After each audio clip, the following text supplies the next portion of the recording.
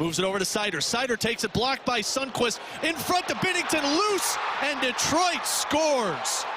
A loose puck bounces off of Binnington's pad right onto the stick of J.T. Compher, and an empty net for him to put it in. Detroit takes the lead with 14:47 to go in the third period. Up to Fowler. 28 seconds. Fowler, they score! Deflection by Jordan Kyrou in front of Cam Talbot with 28 seconds to play. And the Blues tie things up to keep the win streak alive. Now a 2-on-1 with Thomas and Fowler. Here we go. Thomas over to Fowler by himself. Backhand. He scores! Cam Fowler, the 2-on-1, goes top shelf on Cam Talbot.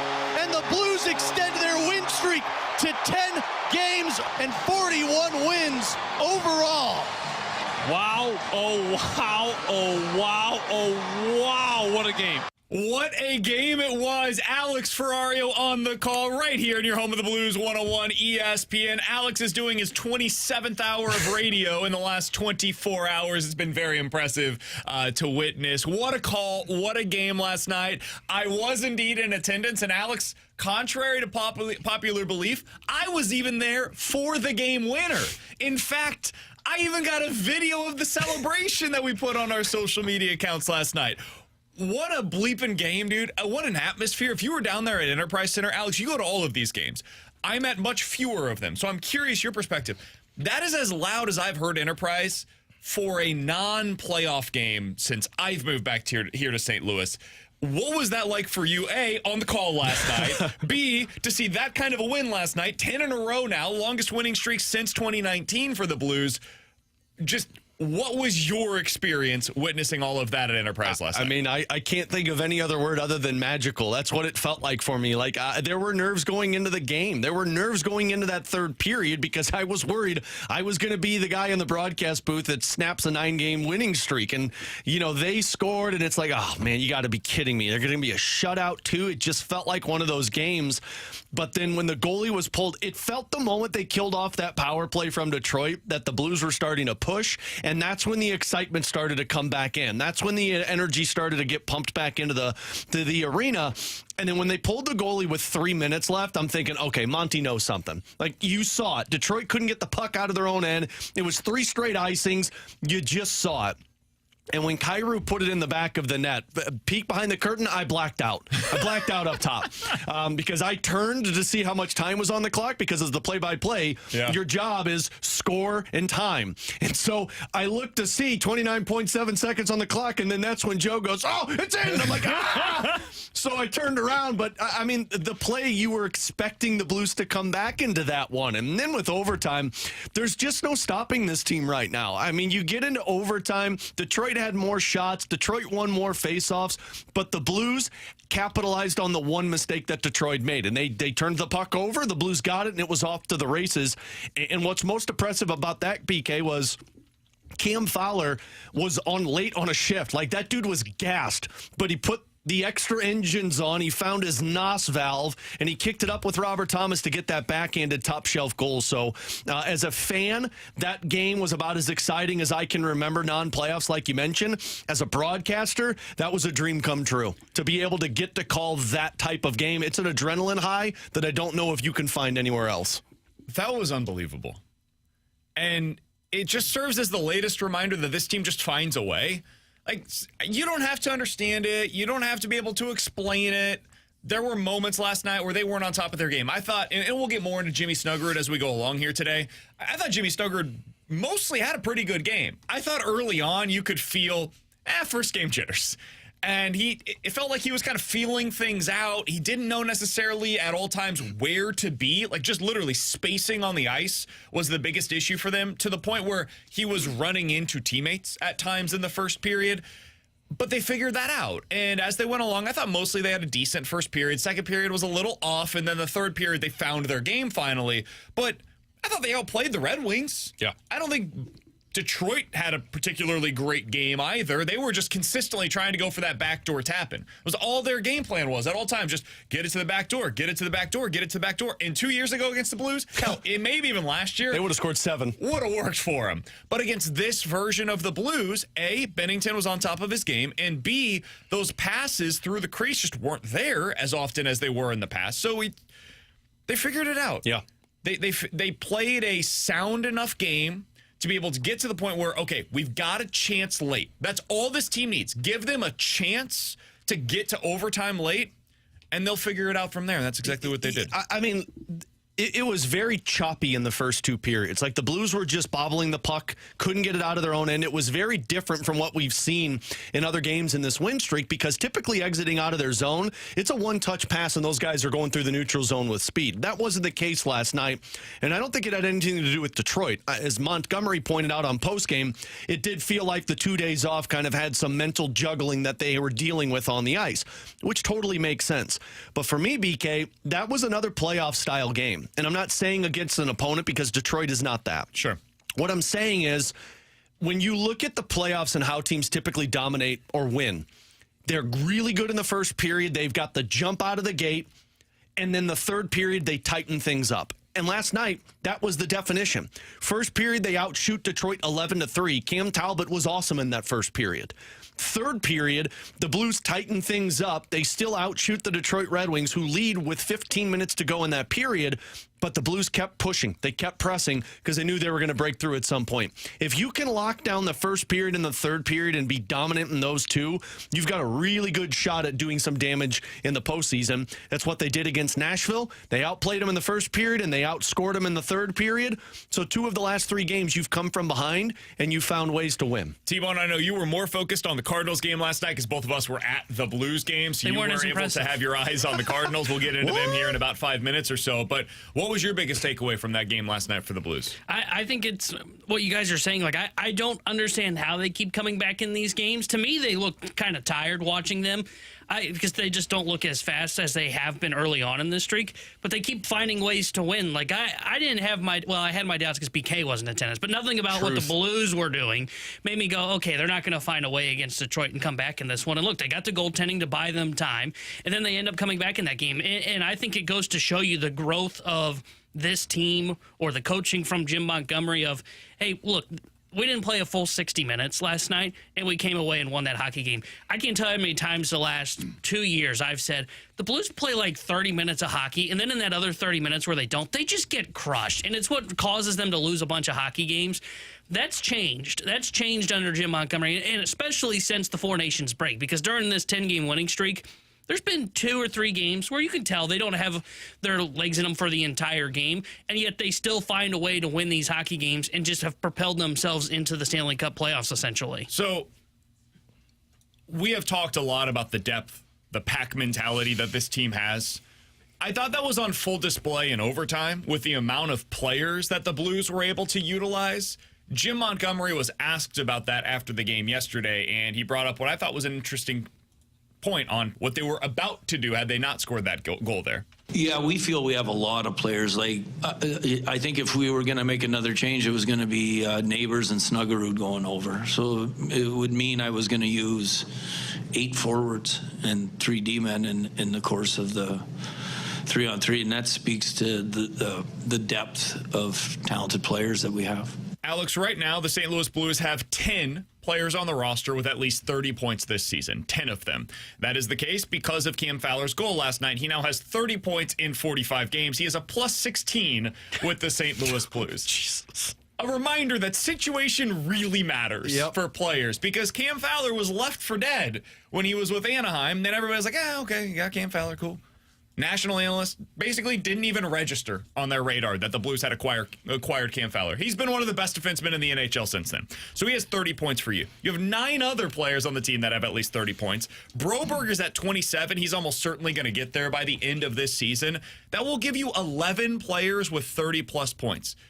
You right now are tied with Winnipeg, Seattle, strangely, Buffalo, strangely, very strange, and Carolina, the most players on your team this year with 30-plus points on your roster. This is truly a pack mentality team, and we're seeing what the fruits of that labor are. It's why I don't believe it's why I believe it is going to be very difficult for a team to beat the Blues in 7 games in the playoffs, because there are not a lot of teams right now, specifically in the Western Conference, that have the depth from top to bottom that the Blues do. It'd be interesting if it's the Blues versus the Jets, where both of them have the same idea of as to how they're going to win. Absolutely. And like the part about 3-on-3 is go down the list of forwards and tell me who would concern you on the ice.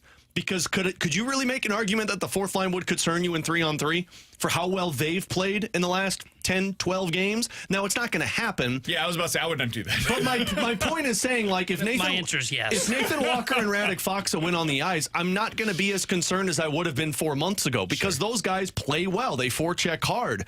You don't have a weak spot right now on your team. Like, forward-wise, I can throw any line out there at even strength and feel comfortable. Like, there have been times that the fourth line is matched up against the top line and have done a very good job of it. Ryan Suter and Tyler Tucker both have the opportunity to generate offense on top of playing very sound defense. They are so much like what Carl Gunnarsson was during that cup run, to where they're vanilla ice cream, as Jamie Rivers calls it. You don't know when they're on the ice because they don't make mistakes. You know who I never notice on the ice right now? Nick Leddy. Never notice him. Yep. And that is a credit to him. It's a credit to Cam Fowler as well. Like, when that dude is on the ice, I don't even look for him, because, like, yeah, he'll figure it out. Yeah. He'll be fine. And it's simple He's playing plays. top pair minutes right now, dude. It's simple plays that these guys are making. It's why the Blues are going to be such a tough out. And if you look around the NHL, any national analyst, somebody that pays attention to hockey, they're saying the same thing. The Blues scare me. And they should scare you, because I'm not sure, even when you think you've got them against the ropes and you're ready to hand that knockout punch, they go underneath it and then they throw the right hook and knock you back. To that point, I saw this from Chief on Twitter, from Barstool. Craig Berube? No, different guy. no. This is Barstool's Chief. Chief's got He Twitter? says, between you and me, I'm very annoyed by what the Blues are doing right now. I've been trying to ignore it. I've been trying to pretend that it's not happening. I've been telling myself that they'll just fade away, but it's giving me 2019 flashbacks. I have PTSD. Someone needs to put a stop to this. Nope. It's not stopping. Chief, it's going all the way. It's been remarkable to watch, and I'm just taking it all in at this point. Like, we'll analyze it because it's our job to do so, but honestly, as a fan, there's nothing better than this. There's really not. This team was left for dead. They had no chance of getting into the playoffs, much less going on a run once they get there. And now, dude, put anybody on the other side. I'm not telling you they will win, but I'm telling you they will have a chance to win because of the way that they've been playing for, I don't know, 6 weeks now? Yeah. February 22nd. They lead in even strength goals allowed in the National Hockey League, even strength goals scored. Their power plays top 5, their penalty kills top 10. You pick a category, they're top 5 or top 10 in those conversations. Blues off today, back in action tomorrow against the Penguins. Alex will have pregame and puck drop and everything else tomorrow night right here on your home of the Blues, 101 ESPN. And by the way, Alex did an unbelievable job last night on the call, so if you guys missed any of those highlights, we'll certainly play some of them throughout the day today here on BK and Ferrario. With Alex and T-Bone, I'm BK. You guys can check us out on YouTube as always at youtube.com/101ESPNSTL. You can get involved in the show at 314-399-9646. That is the Air Comfort Service text line. Chris Kerber, the normal voice of the Blues, the real voice of the Blues, will join us coming up in 15 minutes. But next, the Cardinals game last night was a tale of two stories. We'll get into both sides of that coin next here on 101 ESPN.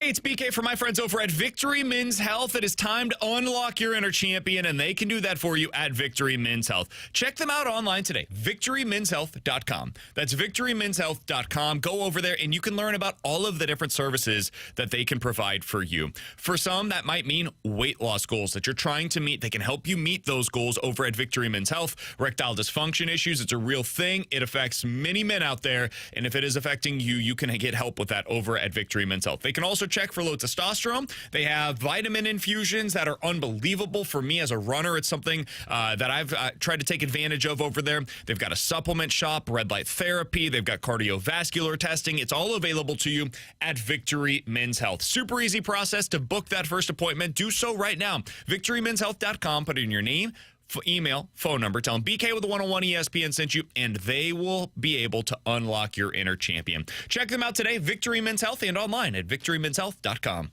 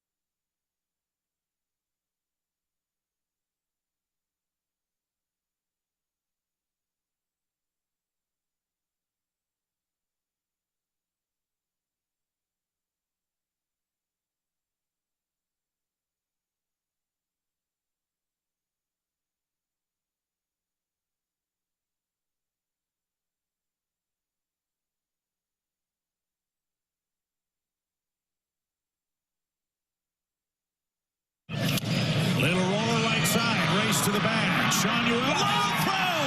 The ball sails into the Cardinals dugout, and the game is tied at 3. Another example, Brad, of just put the ball in play. And on 2-2. Shanuel lines one toward right center field. After it is Scotty. He can't get it. It bounces to the wall. Paris scores. Moncada's right behind him. Shanuel's on his way to third. It's redemption for Nolan Shanuel. And the Angels are back in front. Ground ball. Base hit. We're tied. Donovan around second. On his way to third. Trout's throw not cut off. Arenado goes the other way to tie it at 6. Ground ball fair down the third baseline. Trout scores. Paris scores. Yohan Moncada has a 2-run double. Swing and a miss. Strike 3. Say goodnight to the Cardinals. It took a village tonight, but the Angels get their 4th straight win. In 11 innings, it comes 9-7. That's what it sounded like last night on both FanDuel Sports Midwest and the Angels TV network with Alex and T-Bone on BK. It is a tale of 2 games, and you can look at it in 2 different ways, Alex. On one side of the coin, you've got Matthew Liberatore, who was terrible in the 3rd inning after getting 2 outs, but otherwise was really good for the Cardinals last night. You've also got an offense that just kept coming, and the Angels could not seem to put them away, and they end up with 11 hits once again. They now have at least 10 hits in every single game so far this year. This is a team that is consistently putting the ball in play, so you give them credit for that as well. And yet, on the other side of this coin, they lose the game because they couldn't put the Angels away. That is a game that a year ago, the Cardinals offense probably does not push it into extra innings. And the Cardinals offense certainly doesn't push it into 11 innings. However, a year ago, they might not have to get to that 11th inning because the bullpen is very likely strong enough that they shut things down in the 10th. So you can look at it through either of those prisms, and I understand it. It really just depends on, are you optimistic about the team? Are you pessimistic about the team? What was your outlook for them? Today, I choose to be a little bit more on the optimistic side because I do think that Fernandez long-term is going to be good for you, although I do have some legitimate concerns after his first couple appearances this year.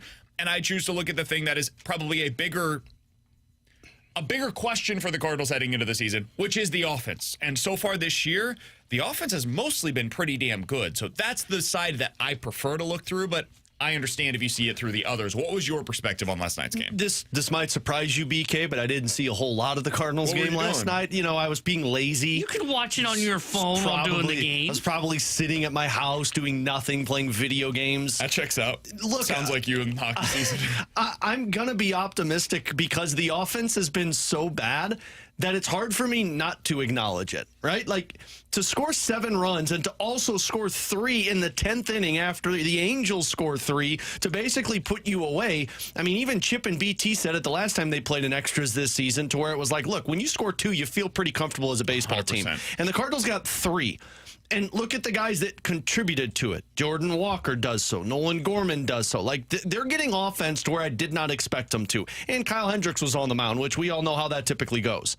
But I do still go to this game and I look at it more on the pitching side of things. Because this was a game that you were supposed to be able to just close it down, especially with the guys that were coming out in those situations. Ryan Fernandez is supposed to be the next guy up when it comes to Ryan Helsley as the closer and then Ryan Fernandez. And that's twice that we've seen him that it hasn't looked the crispest. Right now, the 2 best pitchers coming out of your bullpen, I guess you could put 3 with Steven Matz, but it's Ryan Helsley and Phil Maton. Yes. And that's a little concerning because this was supposed to be an area of strength for the Cardinals with guys like JoJo Romero and Roycroft. Kyle Leahy looked good in that start or in the outing yesterday.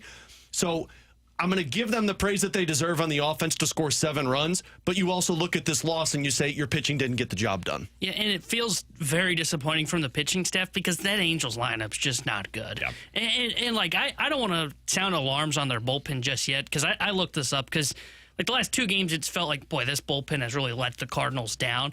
And yet I look and they have the 8th best ERA among bullpen arms right now. So I'm not too concerned about what they have right now. And I think their bullpen's ultimately going to end up being fine.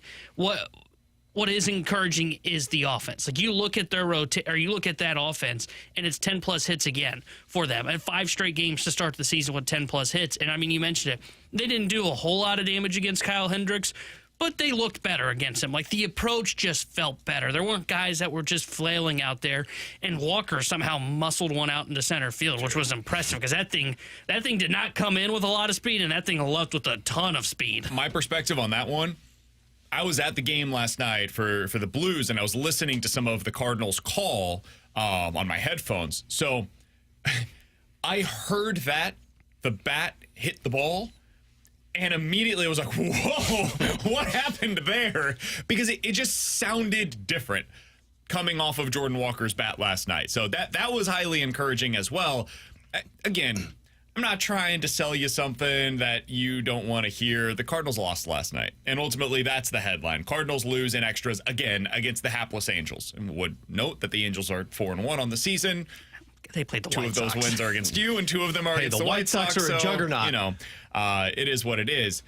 The 2 losses that the Cardinals have so far this year, I did not leave either of them feeling to myself, oh, same old sorry-ass Cardinals. It did not feel that way to me. But I can't speak for anybody else. Yeah, I mean, if pitching is where I'm concerned, specifically in the bullpen, because we'll get to him later, but Matthew Liberatore looked really good for the Cardinals. Let's get it right now. I mean, like, the bullpen side of things, you've got other arms. T-Bone talks about it all the time. It is a fickle business. It doesn't last very long. Remember that great closer for Pittsburgh named David Bednar? Yeah, he's in AAA now. Oh, okay. Well, Yeah. that always pans out. But, like, you've got a Riley O'Brien who will get a shot at some point. You know, we'll see Gordon Graceffo get a shot at some point. Like, they'll have arms in that position. I'm not worried about it. Matthew Liberatore was another really bright spot because the argument of how he shouldn't be in the rotation for you, and look, he had 1 bad inning, but overall, the stuff at least that I was reading through the box score and watching some highlights last night, I mean, that's at least what you want from a 4 or 5 in your rotation, and he's left-handed. He showed you everything last night that the Cardinals wanted to see to find out, can this guy be a starter? Because I don't know about you guys, I was worried. That 3rd inning gave up 7 batted balls, 3 of them were hit hard, ends up giving up the 3 runs there. And it's, oh boy, here we go again. Yep, this is Libby. Goes through the lineup 1 time, looks awesome. Then you get it through it the 2nd time, and guys start to figure it out. They start to time him up, and now you've got some issues. He corrected. Mm-hmm. He corrected everything in that 4th inning, and from there looked great the rest of the day. So I was impressed. I thought it looked really good. I'm not going to write off a quality start out of your number 5 starter. That's something worth being excited about, especially when it's a young guy like Matthew Liberatore. This is why I said coming into the season, I don't know if it's going to work or not, but I totally understand why they would want to find out what they have in a 25-year-old left-handed starter that throws 95. That makes sense to me. I get it.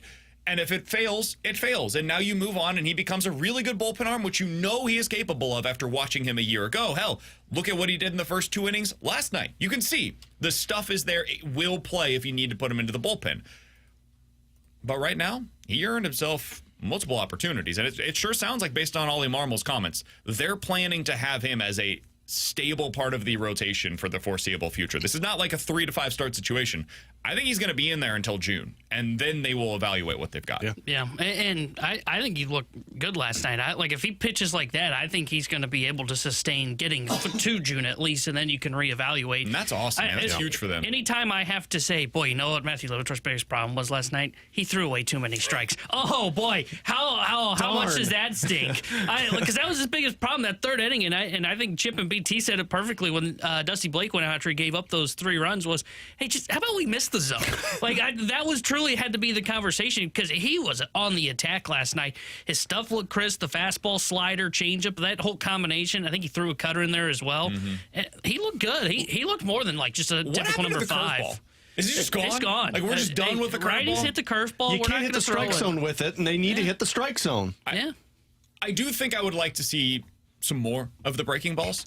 There were a lot of fastballs last night, and some of that may be the approach against that specific Angels lineup, because you're thinking to yourself, hey, man, most of this lineup will get itself out. You don't need to do the work. Allow them to do that for you, and it worked. Like, they did. They were happy to put in the work to get themselves out for the most part when Liberatore was in the game. Then that changed when your bullpen came in the extra innings. Hey, with Alex and T-Bone, I'm BK. Go hockey scoring on this one, BK. They're 3-0-2 on the season. Yeah, that's pretty good. They've yet to lose in regulation. If you look at it that Sounds like way, a lot of points.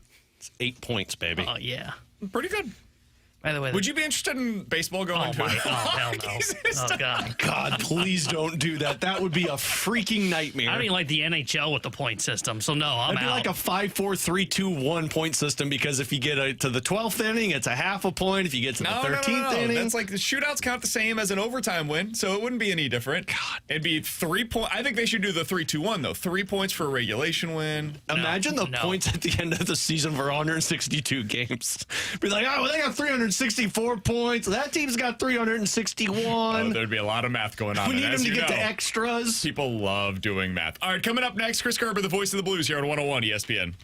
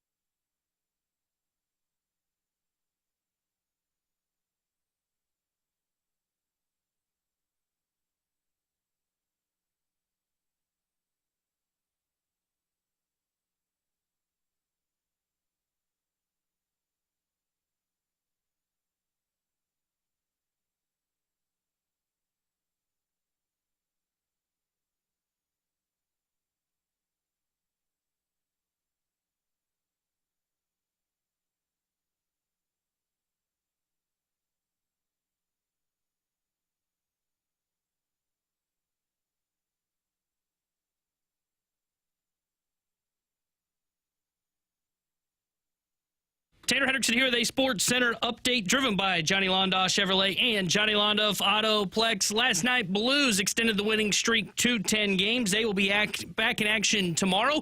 We'll have pregame coverage starting at 6 o'clock with Alex Ferrario. Then he'll be on the call for puck drop at 7. And Cardinals look to avoid being swept by the Angels today as they take on Los Angeles. Right now, they are currently scheduled to get things underway as scheduled this afternoon. This Sports Center update is driven by Johnny Londoff Chevrolet and Johnny Londoff Autoplex. See them at Londoff.com. Chevy, together we drive. Are you kidding me?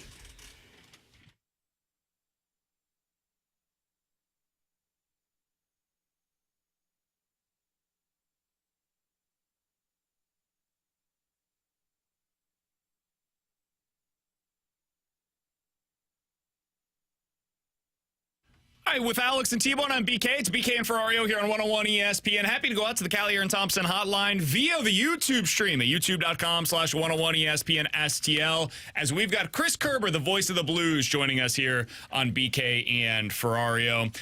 Curbs, by the way, I thought Alex did an unbelievable job last night on the call. I couldn't have asked for anything more as somebody that was listening to the broadcast. Hope you're feeling okay, and you had somebody that did a fantastic job filling in for you last night. Sir, how you doing, my friend? BK, I am doing well, thank you. Yep, Alex did a great job. I listened to the game, sat there, filled out my scorebook. While I was in the process, I was actually texting, stats and notes to people throughout the game too. So the lower back is a long way from the brain and the voice. So me sitting down doing nothing for a few days is an extraordinarily difficult task. But I thought, listen, you guys take great care of these broadcasts. I'm not shy when I say this. Whether it be Alex, Jordan, and Grant, the team that we have on these broadcasts, that care into the pregame shows, that care about all the little details. I don't have to worry about so many things, to be honest with you, that I know our broadcast is going to be good. So need for Alex to go back to his broadcast roots and get that kind of game, too, where Jordan Kyrer makes you crap your pants a little bit with a thriller at the end. Grab my pants or my voice, whichever one you want to go off of, because that happened. Curbs, is it possible to get cabin fever off of 24 hours just sitting down and not being at a game like that? I can have it in about 6 hours, dude. It drives my wife absolutely nuts. The idea of sitting around doing like I am not the guy to take to a beach to go lounge. Okay, that just doesn't happen. I got to get up. I'll walk around. I'll see something. This is actually quite hard. I'll say a real quick story for you.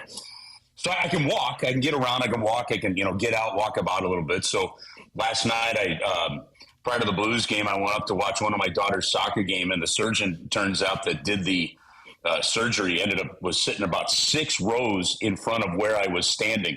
Heard my voice, turn around, goes, "What the hell are you doing here? Shouldn't you be resting?" I'm like, I thought I am resting. I'm walking, I'm staying loose. I'm thinking if I'm going to do it at home, might as well do it here at a soccer field, right?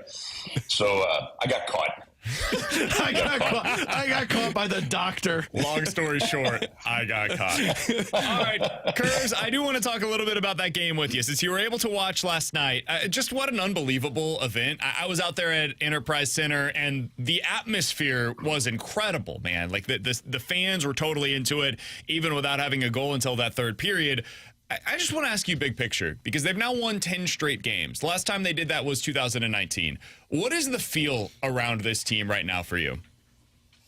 Well, there's a feeling of, I believe, I almost want to say a sense of relief to a degree that they're performing the way they felt they could perform. I mean, guys, I've said this all year. Even when they were struggling and not very consistent, whether before the coaching change or even after the coaching change, the one thing that was impressive to me was there never seemed to be any wavering within that locker room. There weren't factions. There weren't cliques. There wasn't pointing of fingers. It was a lot of guys all saying the same thing. Yeah, we're a better team than this. We'll get there. Everybody, young guys, veterans, they're all saying, we've got a really good team in here. And it's finally happened. So in one sense, there's a relief. They've come together. They're having fun, and it's pretty awesome to see. I mean, guys, look, what was it? 2 months ago, I'm sitting here on the air with you making a case why a top 5 pick would be really good for this organization. And here we are. They have pretty much made it They pretty much made it where, unless they step on some massive banana peel here, and there's 3 really tough games coming up after this Pittsburgh game, they made it where Calgary or Vancouver had to win out. I mean, it's a hell of a run that they've been on. Curbs, what does it say about the coach's trust in Jimmy Snuggerud and really the system that he puts him in the game last night, plays over 10 minutes, but also, according to Montgomery, there was a chance he was going to jump over the boards in 3-on-3 overtime? Listen, I think you got to look at a couple things. One, you got to give credit to all the guys that got the Blues in the standings where they are. You know, if that game is the 2 points to get you in, is that where you make that move? I don't know. I mean, there's a lot of ifs and buts that we could kind of break down. You know, like here's actually one that I'm most curious about, and I have yet to ask the question. If Jimmy Snuggerud had decided to turn pro for this season, and they knew this last May, do they try to sign Dylan Holloway to an offer sheet? Wow. Right? Just fun to think about, right? So, yeah. Listen, you've got a little bit of a cushion here. I think you've got to see what you've got with him. And we saw what Cale Makar did when he came in. This is a young man that played with some really good young talent that we are seeing have success. Matthew Nyes, Brock Faber, around the National Hockey League. He's coming from a group of Logan Cooley, right? I mean, Logan Cooley and Matthew Nyes were his line mates. I think you have the opportunity, have the ability, and you got a little bit of a cushion to kind of see what you have here. Now, whether it's just the one game, I don't know. Whether it's 2 or 3, that remains to be seen. But it's looking like this team is headed towards the playoffs, and I think you want to know what you have there because there's a potential another weapon that you've got in your arsenal. We're talking to Chris Kerber, the voice of the Blues, here on 101 ESPN. Curbs, last night, whether it was the goal or the hit in overtime, Jordan Kyrou was amazing once again. And we have now seen him emerge as a true, like, all-around 200-foot type of player. What has it been like for you to witness this emergence of Jordan Kyrou, not just as a goal scorer? He's been a 30-goal scorer in the NHL, but to become this version of Jordan Kyrou? Well, guys, I think it's a reminder that in sports, and I'm going to caution this with, say, the Cardinals down the street, too. And we've hit an age of immediacy where players come in, you expect them to have the most impact, and you don't, the learning curve doesn't, needs to be there. Go look at the way Ozzie Smith was as a hitter his first couple of years in the league, and then look at what he was as a hitter in his last few in terms of, he became one of the hardest players to strike out, right? And that's a Hall of Famer.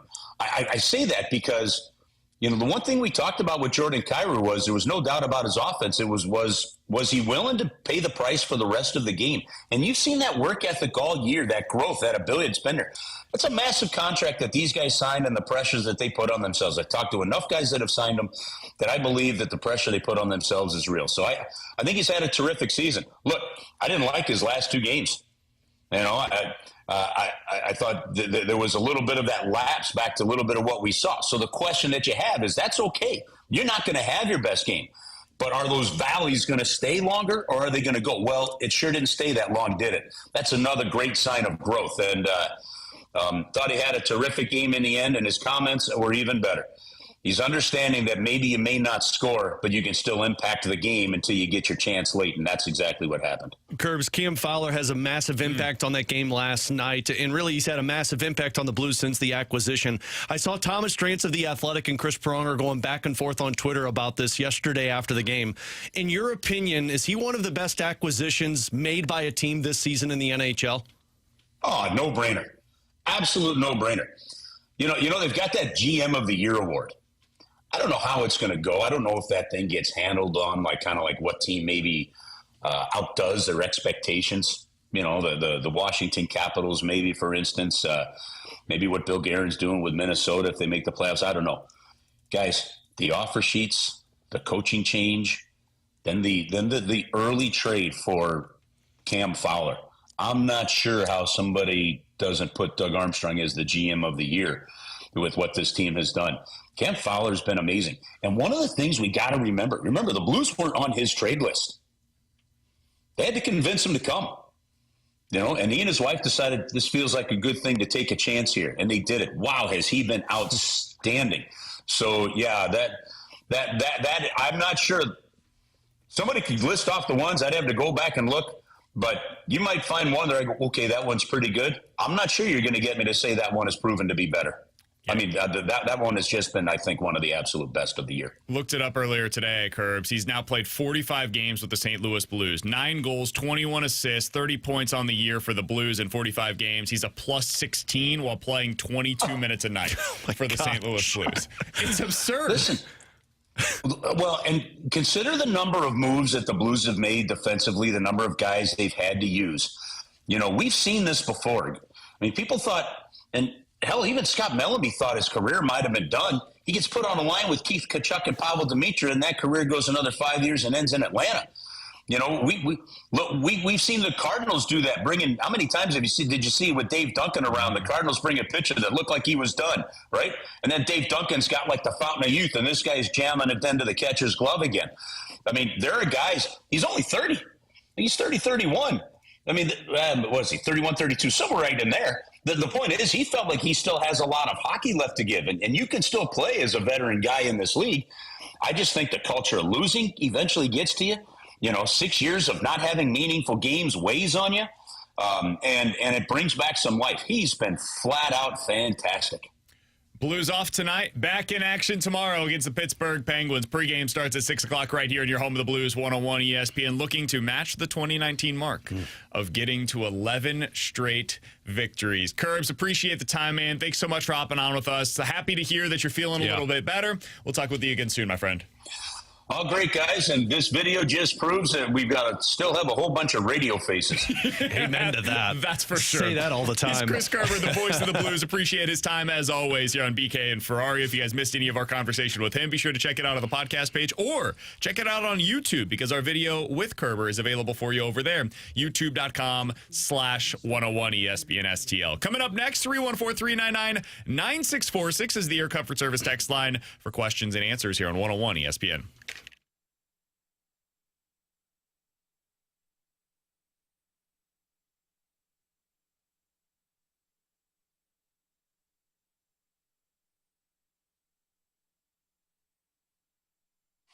Hey, folks, I am sitting in my house right now with the air conditioning running. I'm one of those that I like my house at 71 degrees, whether it's the middle of the winter, the middle of summer, fall, or spring.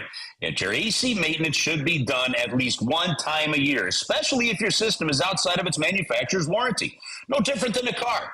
Get it maintained. AC maintenance can be done at the start or end of the season, and the only requirement is that it just has to be warm enough, and right now it's warm enough.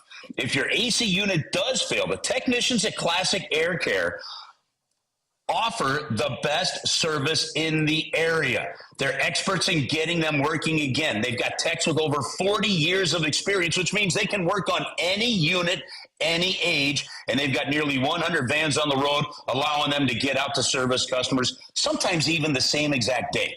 All right, so if that Air C unit fails, keep Classic Air Care in mind. You can make an appointment online at classicaircare.com. They do have same-day appointments available. Call them as well. They take care of my home. They'll take care of yours. It's Classic Air Care, making people comfortable since 1926.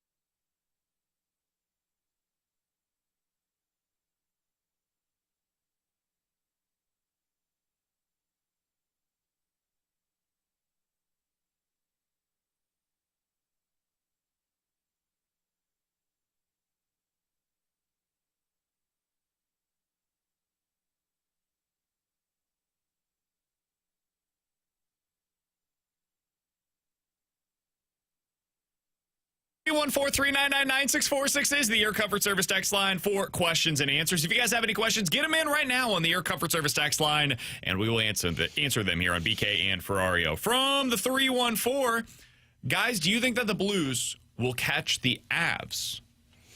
That one I do. Look, I know I was Mr. Positivity with catching the Wild, and it's paying off right now. Avs are going to be very tough. Colorado's playing some really good hockey. I know they lost to Calgary. Calgary was in desperation mode. If the Blues beat them on Saturday, then yeah, I mean, you're going to have a realistic shot at it. But I mean, look at some of the games that Colorado has down the stretch. Like they got Chicago, the Blue Jackets. They do have Vegas and Vancouver, but Vancouver, by the time they play, are probably going to be out of it. And then they wrap up against the Kings and the Ducks. So, no, I don't think you catch Colorado. And frankly, I don't want to catch Colorado. I'd prefer not to deal with Dallas in the first round of the playoffs. I'm with you. I don't think they catch him, and I don't want Dallas in the first round. I feel much better about going up against Winnipeg or the Vegas Golden Knights, and especially Vegas. I'm all in on the whole let's get into the Pacific side of the bracket. I don't want to be going to Dallas for a best-of-7 series. I think they might be the best team in the West. Let Dallas and Colorado kick the crap out of each other in the first round, and then my reasoning on the Pacific is then the winner of that has to take on Winnipeg or Minnesota. Yeah. If my math is correct, basically Colorado needs to win 3 games, and then you're done.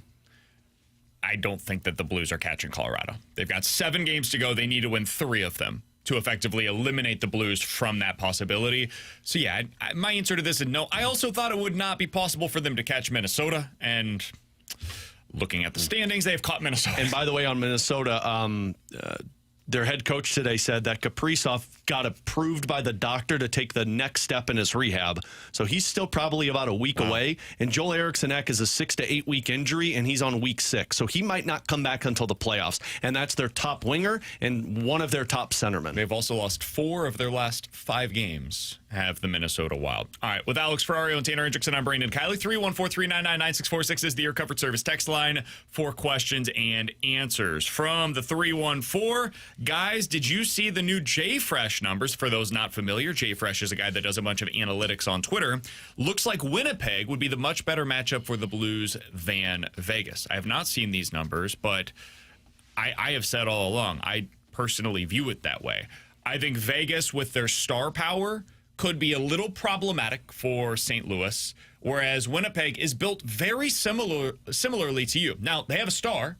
Kyle Connor has been a terror for the St. Louis Blues, but I think the Blues match up pretty well, honestly, with Winnipeg. So that's my personal preference, but I think they have a chance against either of them. The only reasoning, and I just pulled up his tweet, the only reasoning that he had was the Blues were up on every single expected monthly goal except one. He did an expected goals per month breakdown, and the Blues were ahead of the Winnipeg Jets in all but the first month of the season.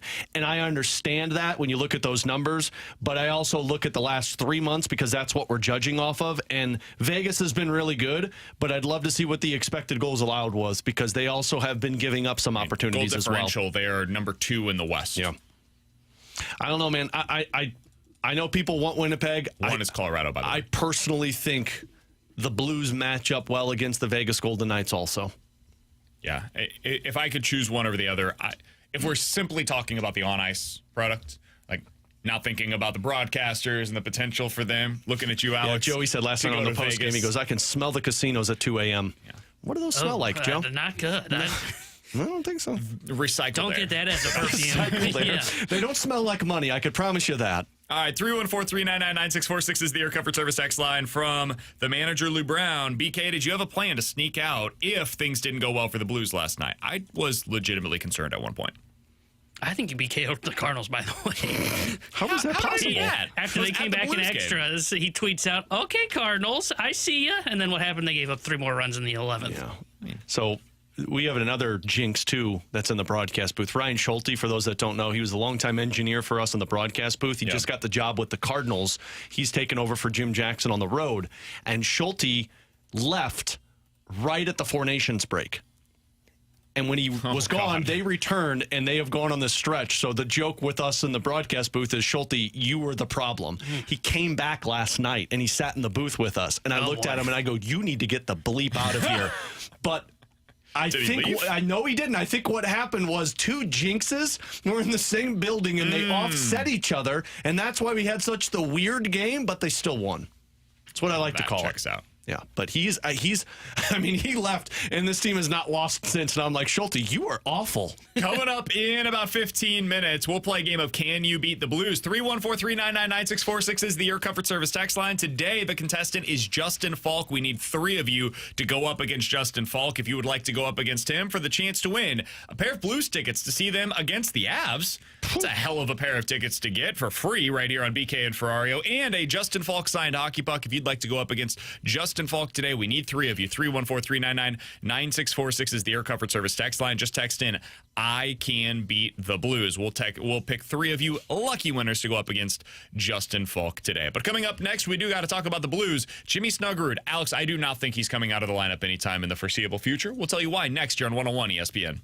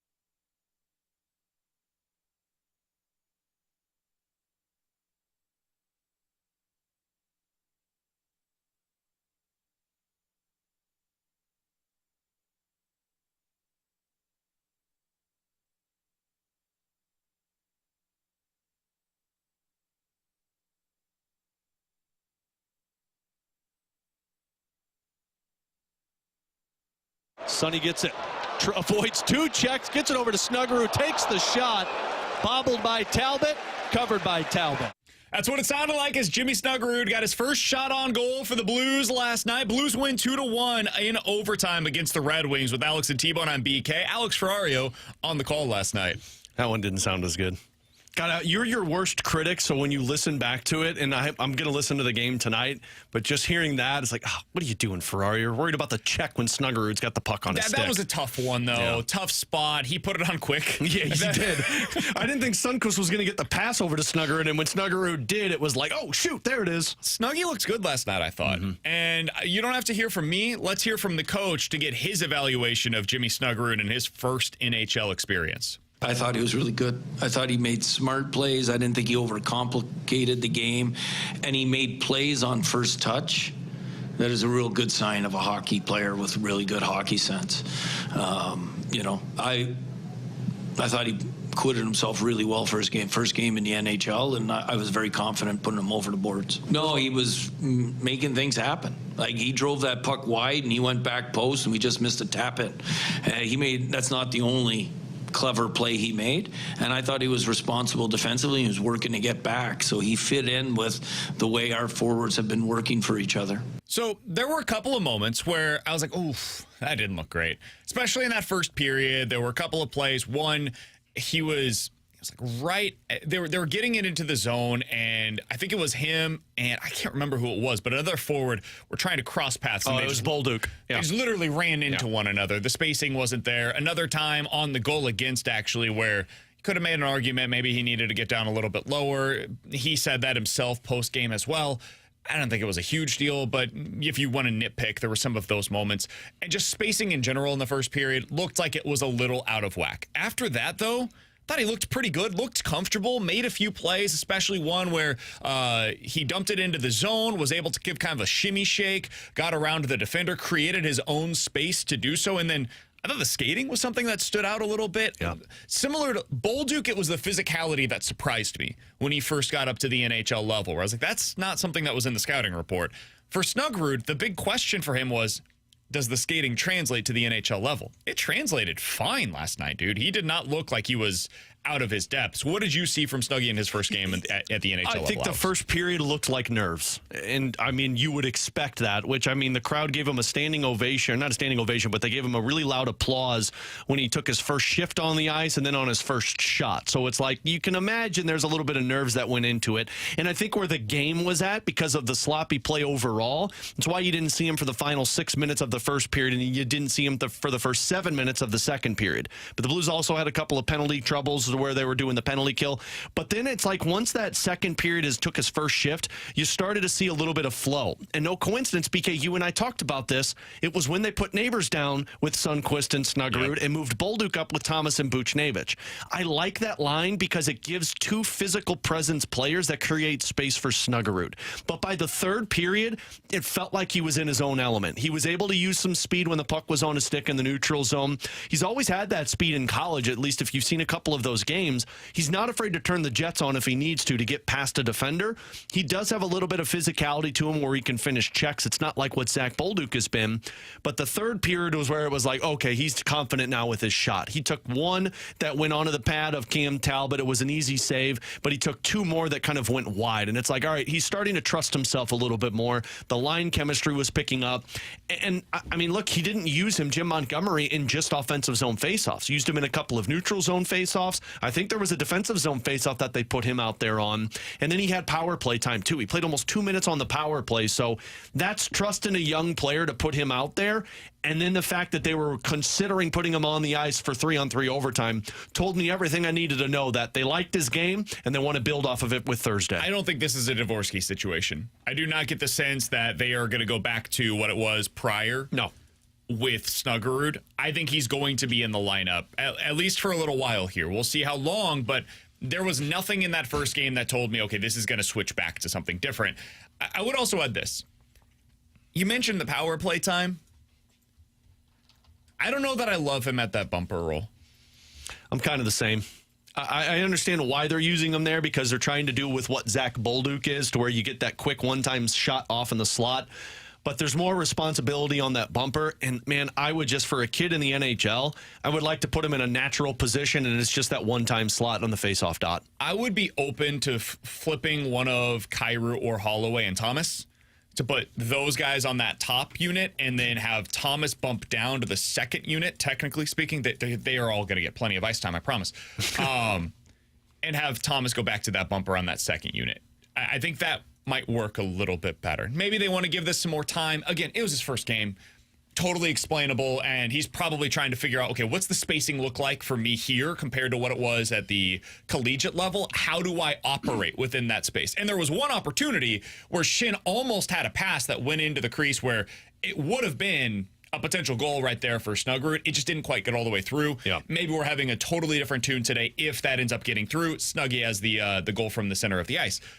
I personally, seeing the shot, I do wonder if that plays better from one of the circles. And their power play unit does kind of rotate. Like, they'll have guys that start in the bumper and then they kind of shift out depending on how the penalty kill plays it. So it wouldn't surprise me as it moves along, he kind of moves out and somebody else moves in and they just continue to rotate. I think they have the right pairs with the power play. Like, I like Snuggerud on that power play with Shannon, Holloway, and Kyrou because that has a threat from every shot and every angle. It's kind of why, though, that I'd like to see a Kyrou in that bumper position on the power play, and then you have Holloway and Snuggerud on the outside. One-time option. Because now you're getting the goalie considering, where am I going to play this? Because if I go too far, well, now they get the pass off. There's a one-timer, and I have to play the slot shot because Kyrou's right there. So that's where you start to kind of put those positions in both aspects. And Kyrou's a really good distributor as well, and you can use that going through the center of the ice. So I'm certainly no power play expert, but just watching with my novice eyes last night, that was something that I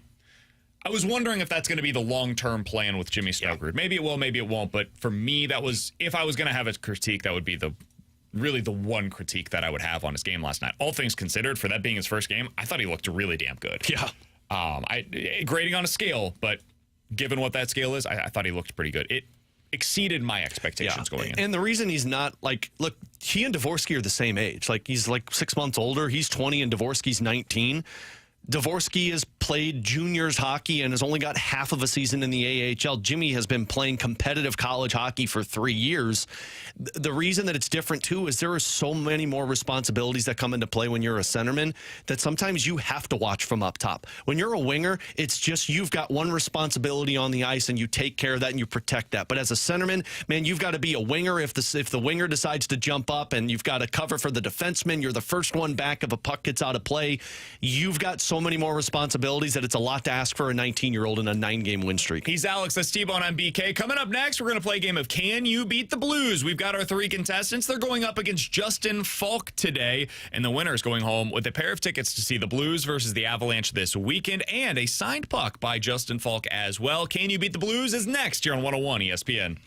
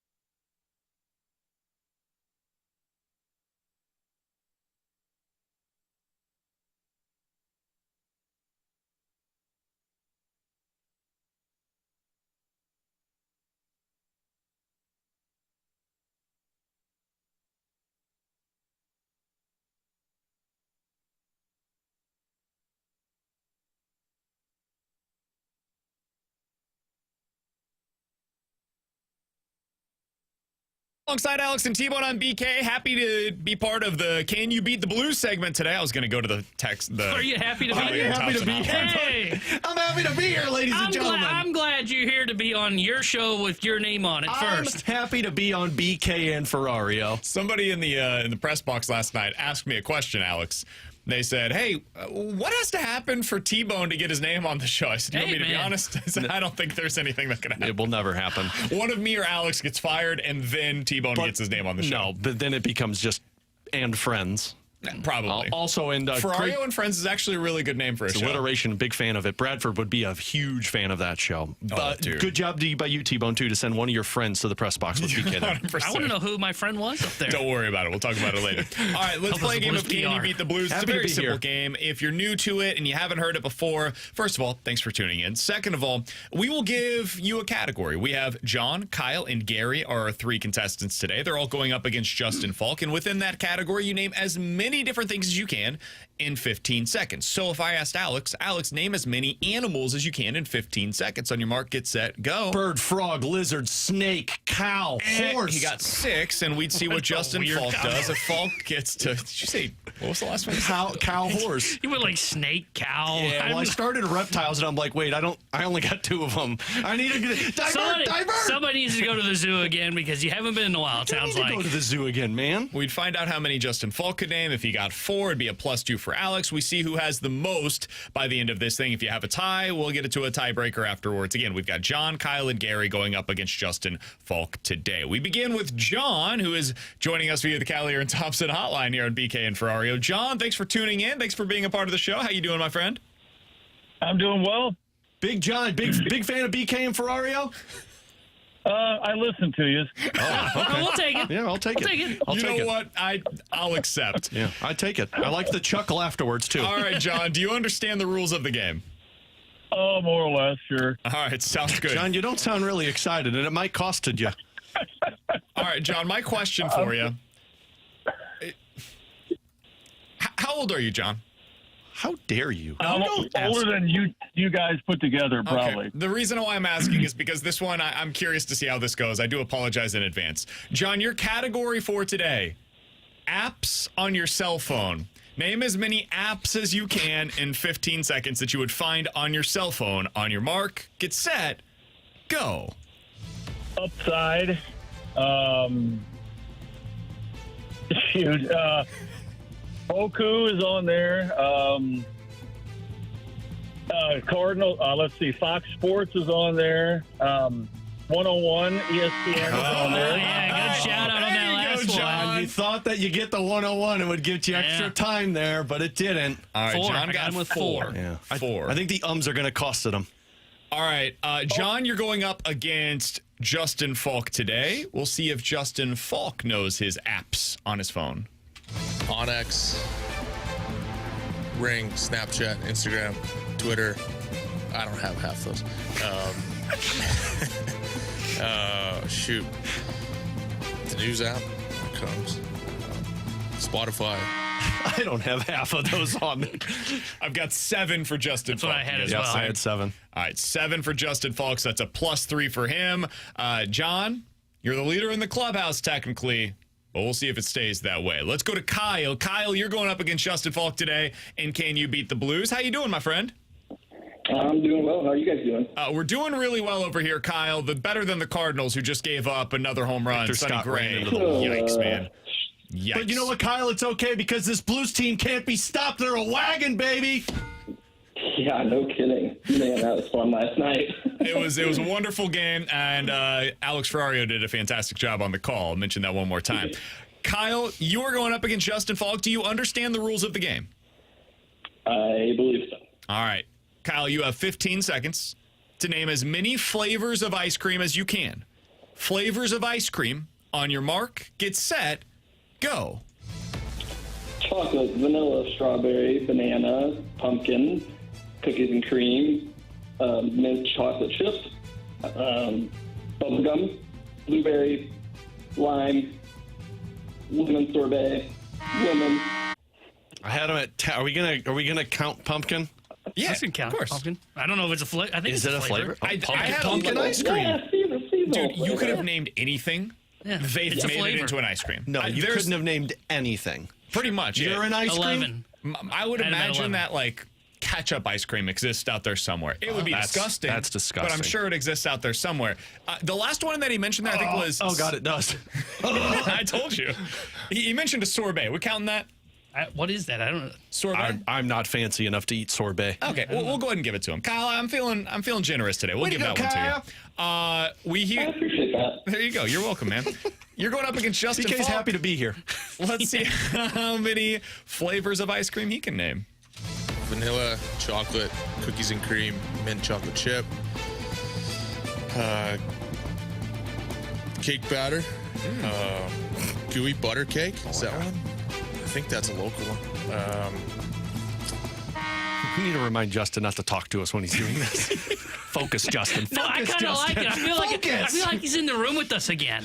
I had him at 6. I had him at 6 as well. He's I don't also know about playing the to gooey his butter cake audience one. here in St. Louis. I thought that was a smart So move. 2 by points for Justin each of Falk. those, so he's really at plus 10. Yeah, basically. So Kyle only got a plus 1. It's a +5 for Kyle. He is now our leader in the clubhouse. John, I think you knew it right off the bat, but it did not go well for Sorry, you, my John. friend. Kyle is our new leader in the clubhouse, and now we are hearing from Gary, who's going up against Justin Falk today in Can You Beat the Blues? Gary, how you doing, my man? I'm doing good, but I owe Tanner an apology. I called him Grant earlier. Oh, well, he's very offended by that. So you're starting off down 5 points, Gary. So way to go, Sorry. man. Well, yeah, I deserve that, but I am a Blues fan, so give me 5 points back. There we go. We're back to the All right. equilibrium. Now, are you a fan of BK and Ferrario, Gary? I am, and I'm 65 years old. Let's get that out of the way right now. Man, you're like 7 points up. Way to go, Gary. Gary, I need you to do me a favor because our audience does skew a little bit younger, as you can probably imagine. I need you to tell all of your friends to tune in to BK and Ferrario weekdays from 11 to 2. If you could do that for us, it'd be a huge help. I send out texts all day over that. That's what I thought. Gary, you are just trying to steal a spot in my heart, sir. Gary, I don't know how you're going to do on this category, but I'm going to give you an extra 10 points. All right, your category for today, name as many types of sandwiches as you can in 15 seconds. Types of sandwiches in 15 seconds, Gary. On your mark, get set, go. Well, there's the Reuben sandwich, and after that, I never needed another sandwich. Ham and cheese is a hamburger, a sandwich. Peanut butter and jelly. I like butter and mayonnaise and onion sandwiches, too. Disgusting, Gary. Gary, we got to have a conversation there. Gary, what are you doing to yourself? Gary. I only have a few years left. I can eat what I want. You only have a few years left at 65, Gary? The Probably Blues because you're living off of butter, mayonnaise, and onion sandwiches. Oh, yes, that's true. Yeah, thank you. Gary, I say this with the utmost respect in my heart. Did that not sound like your grandpa at the beginning of it? When he was like, well, I got a Reuben sandwich, and that's really the only sandwich I eat, so I don't need another one. Sounded like my father-in-law. I love you, Gary. No. Do not apologize. Oh, my God, Please do not apologize. You did great. All right, here's Justin Falk and how many sandwiches he knows. Meatball sub, chicken bacon ranch, cold cut combo. Does that work? Happy Gilmore? BLT, peanut butter and jelly, breakfast sandwich. There we go. We got breakfast sandwich, and I got him at 6. That's a 6. And congratulations to Kyle. Kyle, I got to be honest. I was kind of rooting for Gary there. Kyle, we love you, buddy, but I think Gary had the upper hand. I was also rooting for Gary. But you know what, Kyle? In honor of Gary's loss in this today, you should go home and have a butter, mayonnaise, and onion sandwich. I'm going to go to the store right now. There we go, Kyle. All right, Kyle, congratulations, man. You're getting some tickets to see the Blues versus the Avs on Saturday and a hockey puck signed by Justin Falk. If you guys think you can beat the Blues the way that Kyle did today, we'll have this again next week here on BK and Ferrario. Be sure to stay tuned for that. Somebody on the text line from the 314 said, guys, first of all, get Gary on as a regular, and also, please call the police on him. Butter, onion, and sandwich comment. That's ridiculous. When Gary said I've only got 3 years to live, I know why, Gary. We need more protein in your diet. That is an incredible combination. Could you imagine and be like, what would you like, sir? Can you put butter and mayonnaise on a sandwich with onion? I feel like that's kind of redundant there. I do too, but it's like peanut butter and jelly. You do butter on one side, mayonnaise on the other, and hope that it makes a good combo. But what onion too? Like, are you going caramelized onion? Are you going red onion? My assumption is this is just... Gary couldn't think of a sandwich, and he just threw 3 ingredients out and said, well, I eat. Oh, man. The crazy thing is, like... Sometimes you hear, like, peanut butter and jelly. When do you eat a PB&J? Well, whenever you want to, but also when you don't have time to do anything else, right? Like, it's a quick thing. You don't have to heat anything up. You don't have to cook anything. Man, like, you've got to cut an onion in preparation for this. You have to seek out a mayonnaise, butter, and onion sandwich. That is not... That is. I still love you, Gary, but that's disgusting. Gary, I mean, you need a better option for your sandwiches. Text line said is...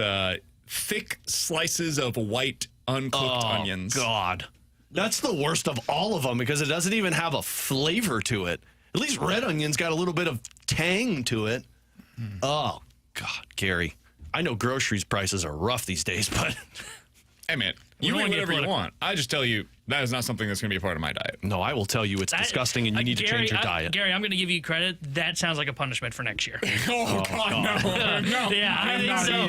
Gary, I'm going to shout out Gary when somebody serves that punishment next year. I think we should call Gary and bring him in when we have that punishment. And Gary will be like, I'll eat one with you. Coming up in 15 minutes, we will dive into the junk drawer. But next, Jordan Walker starting to look the part. We'll talk about that next year on BK and Ferrario.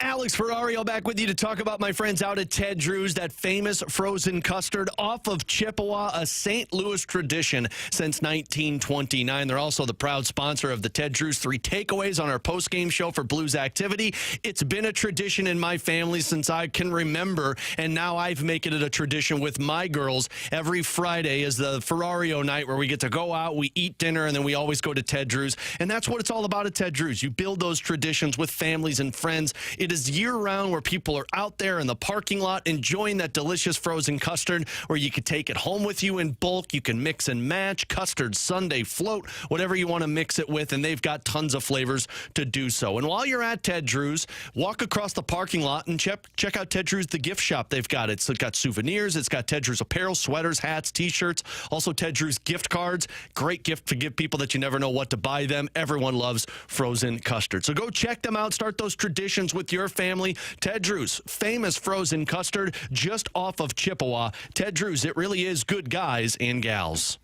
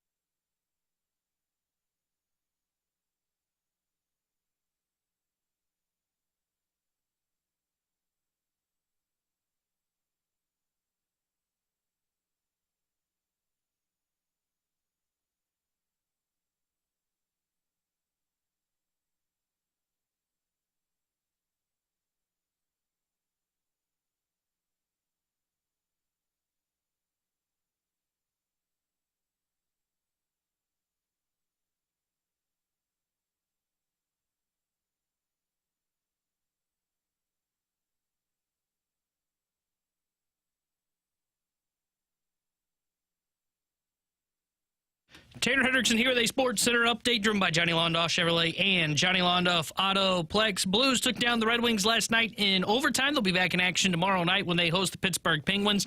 We'll have pregame coverage starting at 6 o'clock with Alex Ferrario. Then Alex and Joy will have puck drop for you starting at 7. And the Cardinals looking to avoid being swept as they're currently taking on the LA Angels. They trail 1-0 in the top of the second, due in part to a Mike Trout solo home run. The Sports Update is driven by Johnny Londoff Chevrolet and Johnny Londoff Autoplex. StevenLondoff.com. Chevy, together we drive.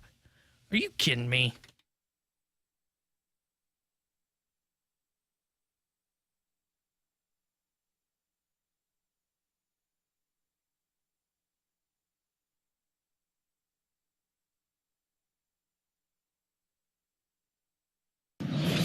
Shot towards second and past Renhefo. Here comes Gorman around third. Adele's throw is going to be cut off. Jordan Walker with an RBI single, and the Cardinals strike first. Swing and a drive to center. Adele going back at the track, at the wall, dead central, a home run for Walker. That was a big league at bat. Alongside Alex and T-Bone, I'm BK. It's BK and Ferrario here on 101 ESPN. Jordan Walker is starting to look the part, Alex. He looks more comfortable at the plate this year. He appears to have more of a plan when he's going up to the plate this year. And yesterday, you saw it all on full display. You saw what people used to complain about, the 108-mile-an-hour grounder to the right side of the infield. You saw one of those yesterday. And what people that complained about the grounders wanted to see, the moonshot to center field, yeah, you saw one of those as well. I was surprised yesterday. I saw this on StatCast. That would not have been a home run, according to StatCast, in Colorado. 410 feet to center field. I feel like that ball would have carried a little bit more there, but according to their metrics, the it wouldn't air have is been thicker in Colorado. It would have. No. It's the opposite. No, it's cool. not. You don't know the difference between Jordan thick Walker and was thin. awesome last night. You also saw a steal from him as well. He was aggressive on the base paths with that double steal there. Alex, what are you feeling as you watch Jordan Walker so far in the early portion of the season? I understand it's only 5 games, but what have you seen from him thus far that stood out? I feel like I'm seeing confidence with him at the plate. Like they've touched on plenty of time the changes that he's done to his approach and his swing, but it just feels like a confident batter at the plate. He's not swinging as much at those low and outside pitches that we saw him do last year. He's only struck out twice, and I understand it's early, 14 at-bats, but still, man, like 14 at-bats and only 2 strikeouts for Jordan Walker. I mean, typically, I'd expect him to strike out a little bit more, but look, you're seeing somewhat of the power. You did see that home run, but he's just hitting the ball hard, and it just feels like you officially have that impact from a Brant Brown hitting coach that we were hoping for. If he's made the changes to his approach, if he seems more confident at the plate, he's not looking like a superstar by any means yet, but he's looking different than what he has the last 2 years, which I think is important.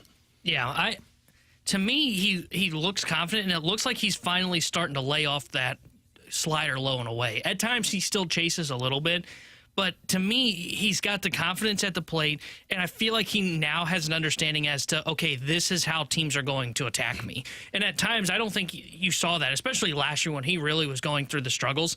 I mean, they would throw the same thing over and over and over again, and Walker would go flailing after that slider low and away, and maybe he'll get back to that. Maybe that will still be a problem for him. But he seems to have a better understanding of, here's what they're going to do to me, here's what I'm looking for, and if they make that mistake, I'm then going to do damage. And I think it was BT that mentioned this to us on Friday. He's doing a very good job low in the zone right now. Everything that is low, that is outside the zone, he's not going after. He looks like he has a better understanding as to what he's looking for when he's up at the plate now.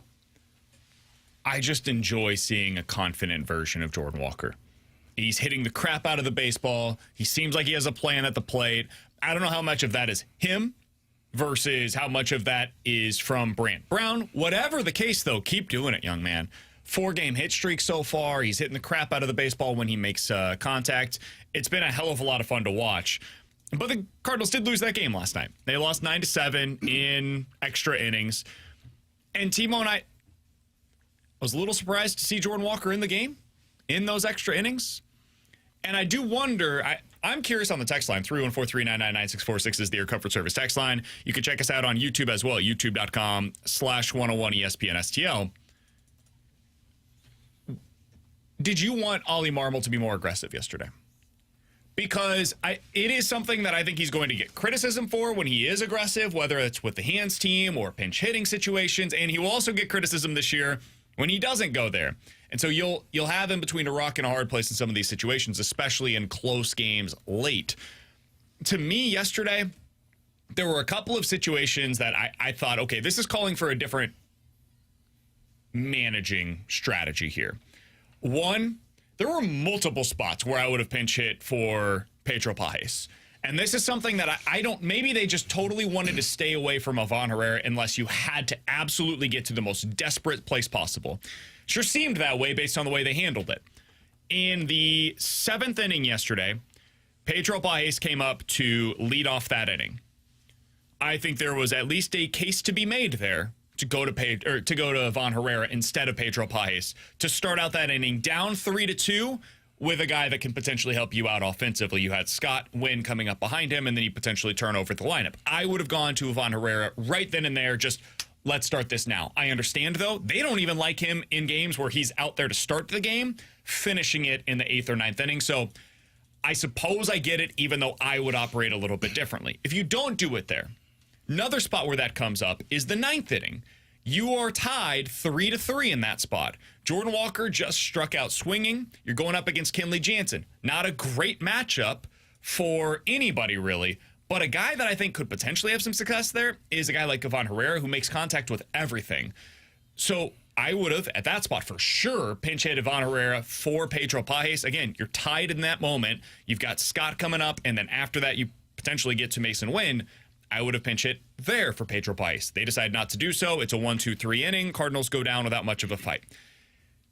Then, again, all of this at that point is basically water under the bridge. In the, I guess it would have been 10th inning, I think there was a real case to be made. You go to your hands team there. Walker had just come up to the plate, so you're tied 3-3 going into the 10th inning. In that spot, I'm playing for them to score 1 run or fewer. So I can go into the bottom of the 10th inning and potentially either score a run to tie or score that run to win and then hopefully get more. I would have gone to Ciani in center, bumped Victor Scott over to right. I don't know that it would have made much of a chance, but I think Ciani gives you a slightly better chance to be able to run down that triple to center field than Victor Scott did. So that's what I would have done in those moments. I can only explain for myself. I was feeling this way during the game. I was texting you guys about it. This is not something that's me second guessing. Did you guys feel that in the moment? Oh, one other thing that I would have gotten into in the ninth or bottom of the 8th inning, tied at 3, I would have sent Brendan Donovan on that fly ball to right field. It was shallow. It's Mike Trout. I understand why they didn't. I would have personally rather seen Brendan Donovan at least run there, be super aggressive on the bases. That is your identity. Make them make a perfect throw.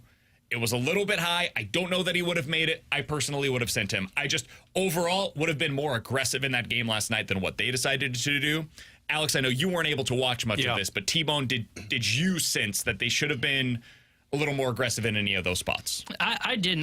The Pajes one in the bottom of the 9th. I understand that one of, hey, we would like. I agree there. I think Herrera probably should have taken that at bat, but if he's not taking that at bat there, my assumption was, hey, we don't really want to go to Herrera unless it is a dire need, which it became in the bottom of the 10th inning when you had to come back in that game.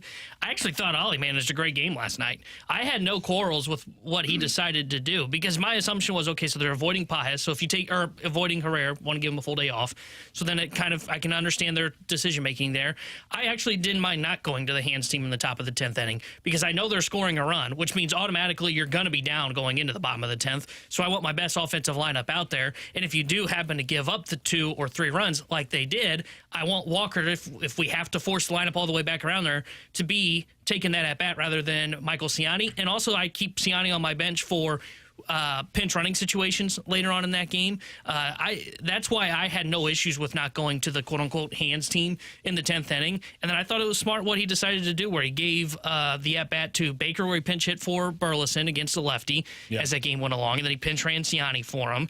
And then he ended up pinch hitting Herrera for Pajes when they got into that spot in the bottom of the 10th. Like, I thought Ollie managed that game perfectly. I get what you're saying about that bottom of the 10th situation of, hey, that fly ball to right field from Jordan Walker. Should you have sent Brendan Donovan? To me, no, because I understand it has to be a perfect throw. It's also one of the best outfielders we've seen in the game, in Mike Trout, who makes that catch in right field. And to me, he probably that throw was high.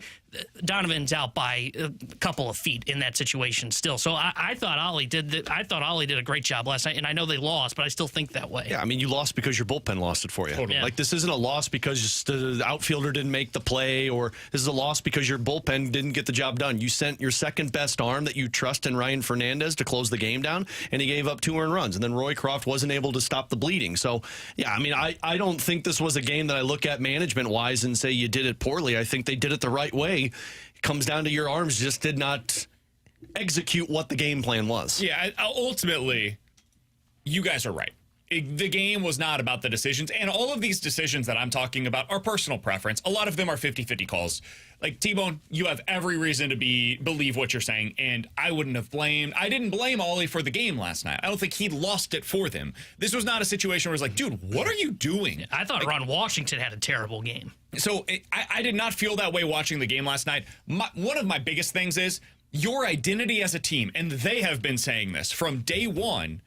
You want to be hyper aggressive. You want to force the opposition to make plays. If you're going to be that team, I think these were moves that would have been in line with making the team react to what you're doing.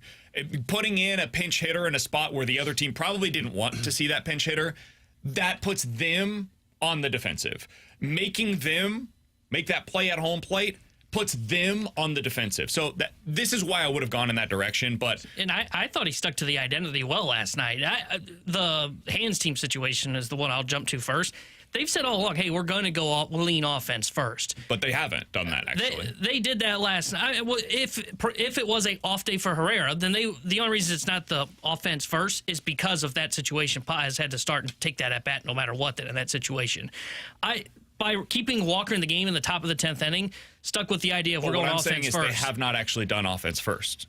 That's not been the case this year. Yeah, we've seen them go straight to defense as soon as they get a 1-run lead in this homestand. That has not been the identity. The identity of this team has been defense first. Otherwise, Gorman is probably playing more often. I don't think so, because I think Scott still resembles the offense first. Scott's all around. Victor Scott was just a better player, and he's not a bad defender. If they want Gorman in the lineup, then to me it would be, hey, we will push Newbar into center. But I view Scott as an offense player. That's offense. But I think going to center would be about offense, not defense. I still think they're sticking offense first, because Herrera's not your starting catcher if it's not for offense first mentality. But Herrera's out of the game as quickly as humanly possible. I know, but I think that is the smart version of this. Like, if they're trying to win, they are balancing this offense first identity, Herrera starting.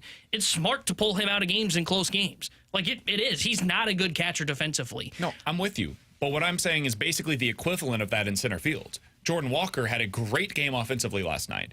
He is not one of your better defenders. And in fact, he's your weakest defender on any given game whenever you look out into the field.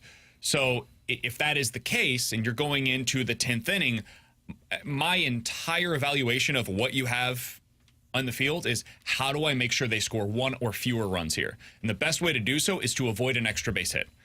And if I have my hands team out there, that is my way to avoid the extra base hit. And the only way that it gets to that spot in the order is if they score 2+ in that inning, where otherwise you don't need to get to the place where Jordan Walker is hitting in the bottom of the 10th inning. And if you do, you're probably bleeped. Now, it worked out for him last night. It did. And these spots that we're talking about here, again, are legit 50-50 calls.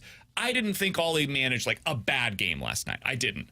I thought there were spots that I would have done something differently, but I understand the rationale for why they did it that way. But I do not agree with you that it goes in line with what their philosophy has been so far this year. I think it goes against what they have been talking about. That lack of aggressiveness on the base paths with Brendan Donovan. In that one, to me, that is not a lack of aggressiveness. To me, there's a spot for aggressiveness, and there's a spot where you don't want to do something stupid. And I think sending him there against Mike Trout, one of the best outfield arms in a corner on a shallow fly ball, there's a difference between, hey, we got to be aggressive to try and win the game, and we're just going to do a stupid decision. And I think that would have been a stupid decision to send Donovan. I don't think it would have, because you could have also advanced the runner from second at that point, too. So you still have a runner at third at that point. And, yeah, maybe you end up taking an out there, but you give yourself the possibility to be able to get another run in. I don't know, man. I personally would have preferred them to send him there, but it is what it is. It didn't work out.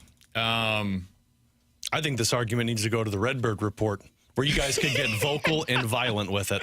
No, by that point it'll be outdated, and there will be something from come on! from today's game. I think Ollie, generally speaking, has been a pretty good manager this year. Yeah. I just disagreed with some of the decisions that he made last night, and I do. We have a philosophical disagreement on this. And we clearly where our biggest differences is the 10th inning. Because to me, you still have to play in an offensive mindset because you're going to be trailing. Yeah, I think the extra inning strategy is really interesting in baseball right now. Like I actually find it to be really compelling. And Ollie has a couple of things that he does there. One is walking a guy to first, like intentionally walking a guy to first whenever you get to that first out and setting up the potential for a double play. That's backfired on them a couple of times. I don't know what the data is on that. I don't know if it's the right call or not. Obviously, he's doing it for a reason, but it feels like it backfires on them more often than it works. I don't like the idea of putting extra runs that could hurt you with one big hit in extra innings. I do get the strategy because the Cardinals have a ton of ground ball pitchers, and if you do get that ground ball, boom, you're out of the inning, and you potentially don't allow a run. So I get, in theory, why you do it. It just feels strange in the moment. And then last night for me, Walker was up in the last inning.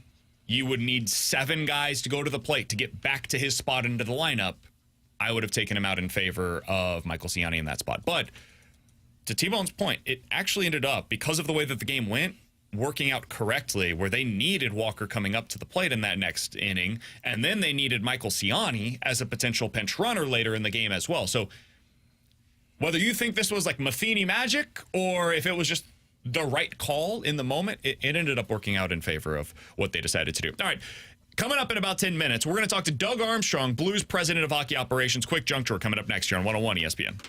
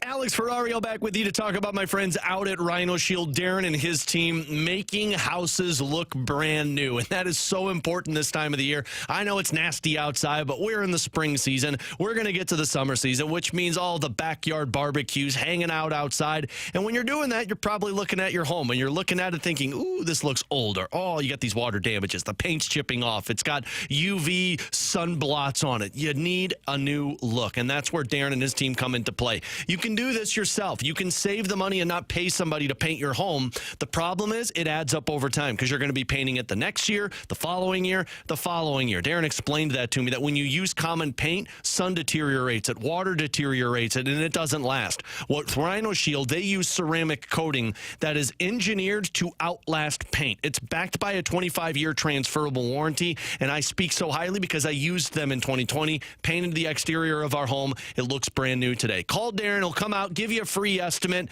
and his team does incredible work. 877-25-RHINO, 877-25RHINO.com.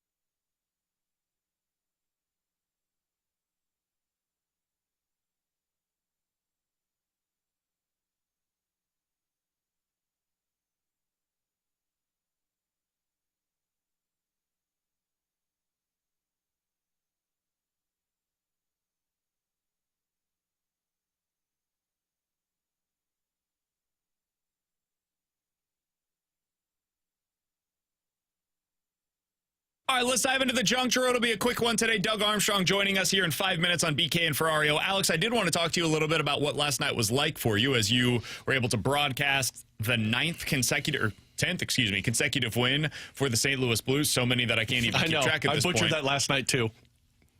Out of curiosity, bring people inside of the booth with you.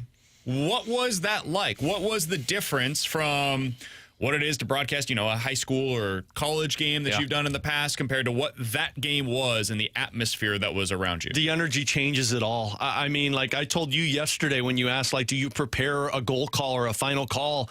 And I said, no, it's going to be all organic because, I am a fan. I'm not going to deny that. I try not to be a homer, but I am a fan. And I want that energy to come through because I feel like with radio, the number one priority is describing the play so people can understand it. So that's job number one. And, you're your worst critic. So for me, it's like, I should have done this better. I should have done that better. But the biggest thing next to that, in my opinion, is you've got to get people excited about it. And the energy gets people off the seat every time a play comes on. So that's always my game plan going into it. There were a lot of nerves going into that game. I stayed in that broadcast booth yesterday when we wrapped up our show from 2 o'clock until we went on the air for pregame at 6. And it was just writing down notes, kind of looking over the names, the line combinations. And as the game goes along, the first period, in my opinion, for me is always the driest because it's kind of getting the rhythm back. Second period builds up, but the energy in there, that's what I think sets the broadcast above the rest because I fed off of the crowd feeding in that third period. We've got about a minute before we got to get to break for Doug Armstrong. Can you tell the people in the audience that have never seen a broadcast booth before what you have around you? What are you looking at? What are you watching? What does it look like as you are trying to call the game? So I have my stat book in front of me that has my notes in the line combinations. I have my laptop next to me on the right that has the live numbers from the game in terms of shots on goal, face-offs. And then I write out kind of like a depth chart in terms of each line, who's on it, and I hold it in front of me. So when I'm looking on the ice, I have the names and the lines in front of me. So when I see a centerman, I know who his wingers are. So it's kind of a scattered mess like Charlie Day in that GIF, but there's a reason for all of it so that I know where I'm going when I'm going. He's Alex Ferrario. He was on the call last night for the Blues versus the Red Wings. Blues get their 10th win in a row. Doug Armstrong is the president of hockey operations for the St. Louis Blues, and he's going to join us coming up next here on 101 ESPN.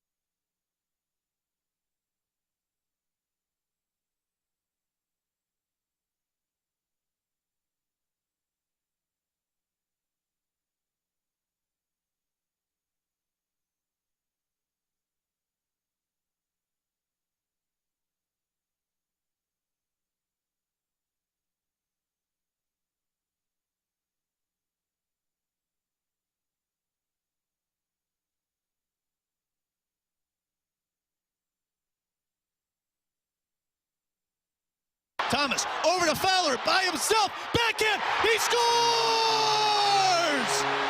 Cam Fowler, the 2-on-1, goes top shelf on Cam Talbot. And the Blues extend their win streak to 10 games and 41 wins overall. Wow, oh, wow, oh, wow, oh, wow, what a game. 10 straight for your St. Louis Blues. It is their longest winning streak since, yeah, of course, 2019 when they had 11 in a row. And right now we are going out to the Callier and Thompson hotline to be joined by the president of hockey operations of your Blues. He is Doug Armstrong joining us here on the show. Doug, appreciate the time as always. I have to imagine this is a fun time of the year for you right now. Yeah, thanks for having me on. And the guys are playing a good brand of hockey, so it is a good time to be around this group, that's for sure. Doug, did you expect a Jobu statue from Major League to become the face of a winning streak for the St. Louis Blues? Yeah, no, maybe I'm a little old for that stuff, but yeah, I actually read about some of that stuff this morning. It's great to see the guys having fun, and winning usually breeds a good time, and the guys are having fun with it, and that's great to see. Army, was there a moment when you said, okay, this feels a little different? Like, was there a game that you pinpoint, a moment for you? When did you realize something special might be happening here? I would say coming out of the Four Nations, we'd obviously put ourselves in a big hole. I didn't know if we'd have enough time and to pull ourselves out of it, but they started to play really good hockey. We went into Washington and played a really big game, and that against the top team, which gave us a little bit of belief. And then we came home and got some wins against good teams that led us into the trade deadline, and going out to California and playing well. It just we sort of built off that, and it's been a fun pretty well almost 2 months now. Army, I don't know if this was the case for you guys internally, but for us on the outside looking in, the thing that threw us off the scent was the Parayko injury. It was like, okay, they're playing this great hockey, but right before the deadline, you get the news that he's going to be out for potentially 6 weeks. How have you been able to withstand that, in your opinion? As you're watching this, what has made up for his absence right now? Well, I would say bringing Fowler in certainly helped, but also getting Letty back. We haven't had our full complement of guys very ready or available this year. And when Letty was back in there, then all of a sudden Colton's gone out. But we've been able to have experienced players back there right now. Hopefully Colton gets back quick, and we'll have a very experienced, strong depth team. But obviously our goaltending, our team game has been very strong. And I think when you have a strong team game, you can overcome injuries. Not a rash of injuries, but one or two at a time. And we're able to overcome Colton's so far. And then with Buchnevich out, we pieced together a couple of wins there. And now he's back, and hopefully Colton gets back in, and we can get stronger and get better as the season ends down. And hopefully we can secure our playoff spot. Doug, that's a question I think you had been asked maybe 1,000 times over the last couple of years of, how do you change the look of the defense because of the struggles that they had? From a front office perspective, how much work went into just finding different ways to maybe take advantage of some players available that could shift the identity of that defensive core? Yeah, it's something that we've looked to improve on. I think bringing a Suter in really helped us. Gave us this, we didn't expect him to play every game. I didn't expect him to play the minutes that he needed to play. But with Letty going out earlier in the year, he gained a lot of minutes. And then when Fowler came in, we've been able to scale him back a little bit. But you had Fowler has been really good, and I just think the maturation. Tucker went to the American Hockey League and has come back up and been a very good player for us. So we're just sort of the sum of all of our parts are greater than any one, and we play a good structured team game. We're talking to Doug Armstrong, Blues president of hockey operations here on BK and Ferrario. Army, you've been asked about the offer sheets a million different times at this point. I wanted to take a little bit of a different angle on it with you. We stumbled into this conversation the other day, and I'm curious your perspective. If you weren't able to get those offer sheets done during the offseason, how much do you think changes about this year? I mean, those guys have been instrumental in being able to be where you were by the time you got to the deadline. How much different do you think things could have potentially looked if you hadn't been able to make those moves? Well, I'm not sure. Like if we didn't make the moves, obviously they've been a very good player for us. But if Letty doesn't get hurt, where are we at after Game 3? So there's a lot goes into it. But I think what it did, it expedited my mind on how quickly we could turn this around with those two guys, just because they fit into that age bracket of players we're trying to build around. And so. If it wasn't those guys, we're always trying to add players like that. Even the Joseph brothers we brought in, again, first-round picks and their first-round pick and T.O. that we gave a shot at. We're just sort of experimenting as we're going along here, trying to get as many players as we can. And we've obviously hit on a couple of guys, and it's really expedited our growth. Doug, you did a phenomenal interview on the Spit and Chicklets podcast that I had a chance to listen to yesterday, and you were talking with Bissonnette about how you're not sure offer sheets will actually happen as the season moves along around the NHL. You think it could be the opposite of what you pulled off? Yeah, I do. I just think that with a rising cap, there's just teams that have access to more cap space, and I really don't believe. I might be naive. I just don't believe that people put offer sheets in to penalize a team. I think you put an offer. We believe you put an offer sheet on if you think you can get that player, and with the cap rising and there being more money in the system, I think it's just going to be easier to match any offer. And the reality is, these are NHL owners. They can afford to write a check. You name the amount, they can afford to write it. So no one's going to get scared away over money. It's over cap space, and I think that teams are going to be able to find the cap space necessary to match players. Final question that I've got for you on the offer sheets before we get into some of the young players that have seen some playing time recently. With Dylan Holloway, he's on pace for 30 goals, like 70 points this year. He's more than a plus 20 on the ice at this point. You clearly believed in the player. Otherwise, you don't make the move that you do during the offseason, Doug. But did you see this kind of production coming this quickly from Dylan Holloway? No. I want to be honest.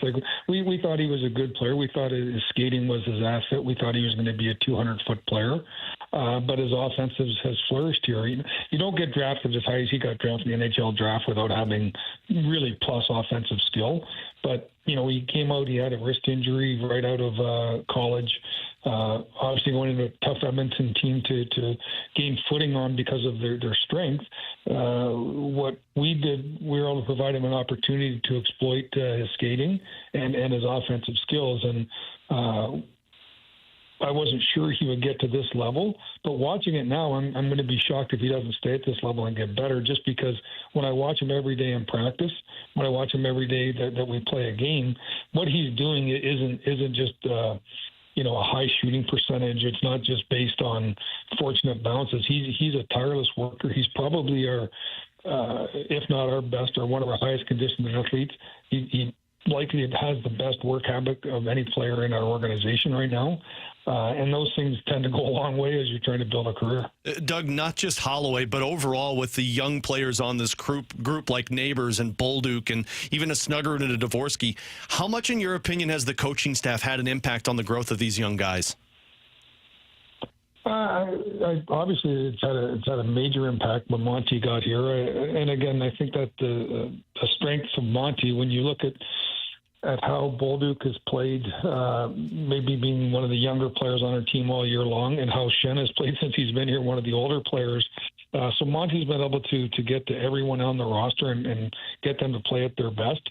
But I think our coaches do a very good job of giving these guys opportunities. And one of the things that Jim and I talk about all the time is that you have to have the foresight and the vision in November, December to play guys that you have good players in March and April. And you have to live through some of the experiences that they're going to gain. We did it with Kyrou, we did it with Thomas, we've done it, now with Bolduc. If you think you're going to input a 20 or 21-year-old in and you're going to get a finished product, you're going to be mistaken and disappointed. And I think it's a strength of Jim as a head coach to understand that you have to live with some of these things if you want to get a better player. And ultimately, the guy has to not make the same mistake all over and over again. And what we've seen is our guys learn and grow. And as we were skinning our knee a little bit, we felt we would get a good product at the end. And I don't think that these guys are anywhere close to the end product, but they're further along now than they were in October, November, as they were entering the league and learning. And Doug, just to follow up on that, that seems like it's been a mindset for the Blues for a long time because, Jaden Schwartz was the same way, that came out of college and joined a team that was chasing down the top spot in the Central Division. Robbie Fabry, you kept up out of training camp and made his way through. It just seems like it's a mindset that the Blues have stuck with for a long time. Yeah, it's just a belief I think that we have is that, the way that our organization has been built, and I think has to continue to be built, is we have to draft, develop, and trust. And when you look at free agency, this is my belief. It's not the gospel by any stretch, but like unrestricted free agents, they look at state taxes, and then they look at the original 6. So if we do everything perfect, we're about 11th on the selection process, and that's not a knock against St. Louis. That's just the reality of it. I didn't realize the benefit I had when I was managing Dallas, that we had the no state tax and things like that until you don't have it. And it is something that is real in our game, but you can overcome that in different ways, and that's what we're trying to do. And you look at a team like Winnipeg that's fighting for the President's Trophy, they're able to overcome it. You can do it, but you just have to stay true to your beliefs, and our beliefs are drafting, developing, and trusting. Doug Armstrong is our guest here on 101 ESPN for just another couple of minutes. Doug, we've made it 11 minutes without asking about Jimmy Snuggerud, which is honestly quite the accomplishment for us. He makes his debut last night on home ice here in St. Louis, got an unbelievable ovation for the pregame skate, and then when he came into the game for that offensive zone faceoff for the first time, and then after his first shot. I'm curious, from your perspective as an evaluator of hockey, what did you see from your former first-round pick in his debut? Yeah, I thought the first 3 shifts he looked a little bit tentative and nervous. He ended up on his tail a couple of times there. I think just getting the sense of the speed of the game and the strength of the players. But then he started to show his skills. He had an excellent release for his first shot on goal. It almost went in. It was a wrist shot through traffic. And then he made some really good plays down low. He's got very good hockey sense, very good hockey IQ. There's certainly areas that he needs to do. He does need to get stronger. He does, need to grow in certain areas. But that's what we talked about Bolduc. Like you have to give guys opportunities and have them grow. And obviously, it's different for Jimmy coming in with 6 or 7 games left, and it is being the start of the year. But he had a very good year. He's a goal scorer. And I looked at Washington. They had a player from Boston College that they put right on their second line last night, and that's one of the top teams in the league. And the Rangers are playing another kid from Boston College tonight on the second line, and they're fighting for a playoff spot. So the reality is these guys come in, they're ready to play, and they get that opportunity. And I was excited for Jimmy to get that first game under his belt. I think there's whether he plays every night or not, that'll be up to Monty.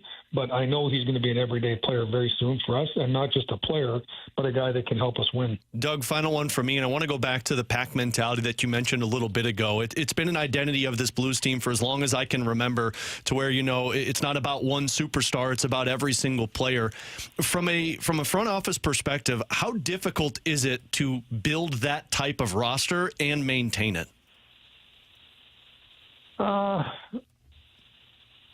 That's a good question. It's only because that's how we believe you build a winning, sustainable organization. And now maybe if we went the other way and had 50 points a year for 5 or 6 years and found some superstars, I'd look at it differently. But we don't want to do that. That's not a mandate that our ownership group believes in. They want to stay competitive, and they're trusting us to get creative and do different things that can keep us competitive. I rely so much on our pro scouts and our amateur scouts and development. That's where we have to be at our best, and these guys do a really good job. But that's how I believe you build a winning franchise or build a winning organization, and it's paid dividends for us so far. And again, I just think that's and that's the enjoyable way to do it, because when you see, we're talking about the character the guys have in their room with them now. Like, it's fun. It's fun to be around guys like that believe in the pack. They believe in the team, and they want to join and grow together. And that's how we're built. I think Alex Steen implemented that when he got here from Toronto back in around 2010. And I assume that when I move on and he takes control, his beliefs and my beliefs, I think, are very similar in that way. That you have a much likelier outcome to have success if you do it as a team. Doug, we'll get you out of here on this final question that we have for you today, and we appreciate the time as always. I'd be remiss if we didn't ask you about Jordan Kyrou coming off of that game. Scored the goal, and then in overtime had the huge hit on Alex DeBrincat as well, which he said he hasn't done since junior hockey. It's unbelievable to watch.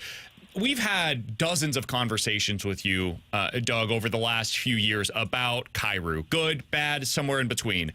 He's been amazing this year. He's a 30-plus goal scorer again. He's a plus 22 on the ice. Do you think there was a moment, or is it just him coming into his own? Like, explain to us what you've seen that has led to more of the 200-foot game for Jordan Kyrou this season. I think it's maturity. I think it's understanding of the league. I think there's a lot of things that have gone into it. And I just think that he's comfortable in his own skin now. Coming in, he was a top junior player. He came into an organization that was trying to win. We didn't have a spot for him. We sent him to the minors. He probably didn't like that, And there's certain things that go on, and you just have to adapt and grow. And I think that we did not make this easy for him. We didn't make it difficult on purpose. That's just the way it sort of unfolded. And then he got here and he got the contract. And as he was getting the contract, the team was whatever we call it. and so everyone focused on him and Robert Thomas, highest paid players, youngest players, and I think some of that's understandable, but not really fair. Now that we've surrounded him with better players, he's able to just do what he does best. And he's got a very good supporting cast. And I think, again, he's just starting the prime of his career right now. And I would be disappointed if this is not something we see for the next 5 or 6 years. Doug, be honest with us. You are so excited you don't have to use the phrase whatever anymore. I hope you're right there. All right, Doug, it's been fantastic to watch your team. Winners of 10 in a row, going for 11 tomorrow night against the Pittsburgh Penguins. We always enjoy being able to catch up with you. These conversations are even better when you're on the back of 10 in a row. Yes. So we'll talk with you again soon. All the best, my friend. Thanks for hopping on with us today.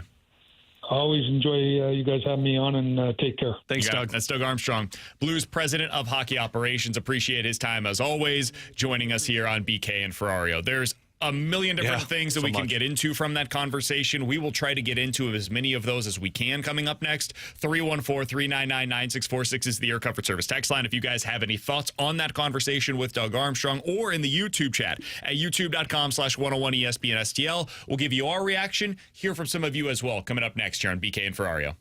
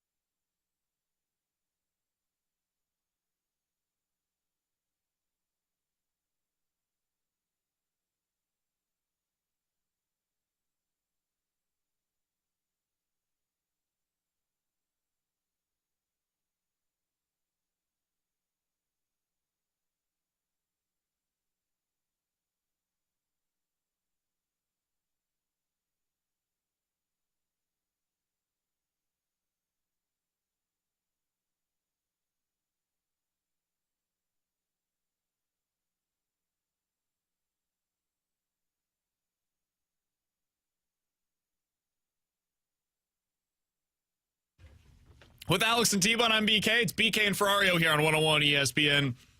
If you missed our conversation with Doug Armstrong, I think it is well worth your time. 101ESPN.com, the free 101 ESPN app. That's where you can go to find it. It's all presented by Schaefer Door Company. You can always check it out on YouTube as well. YouTube.com/101ESPN-STL.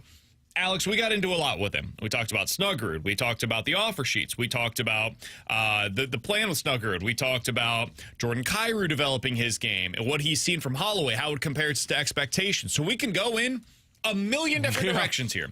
I'm going to leave it open-ended for you. What was your biggest takeaway from our conversation with Arm? I mean, my biggest takeaway was him talking about the young players and putting them into positions to succeed. He said, because you're coming in 11th, essentially, when it comes to free agents, there's only one option to go, and it's draft or make a trade for a young player, develop. And the key part for me that stuck out was when he said support.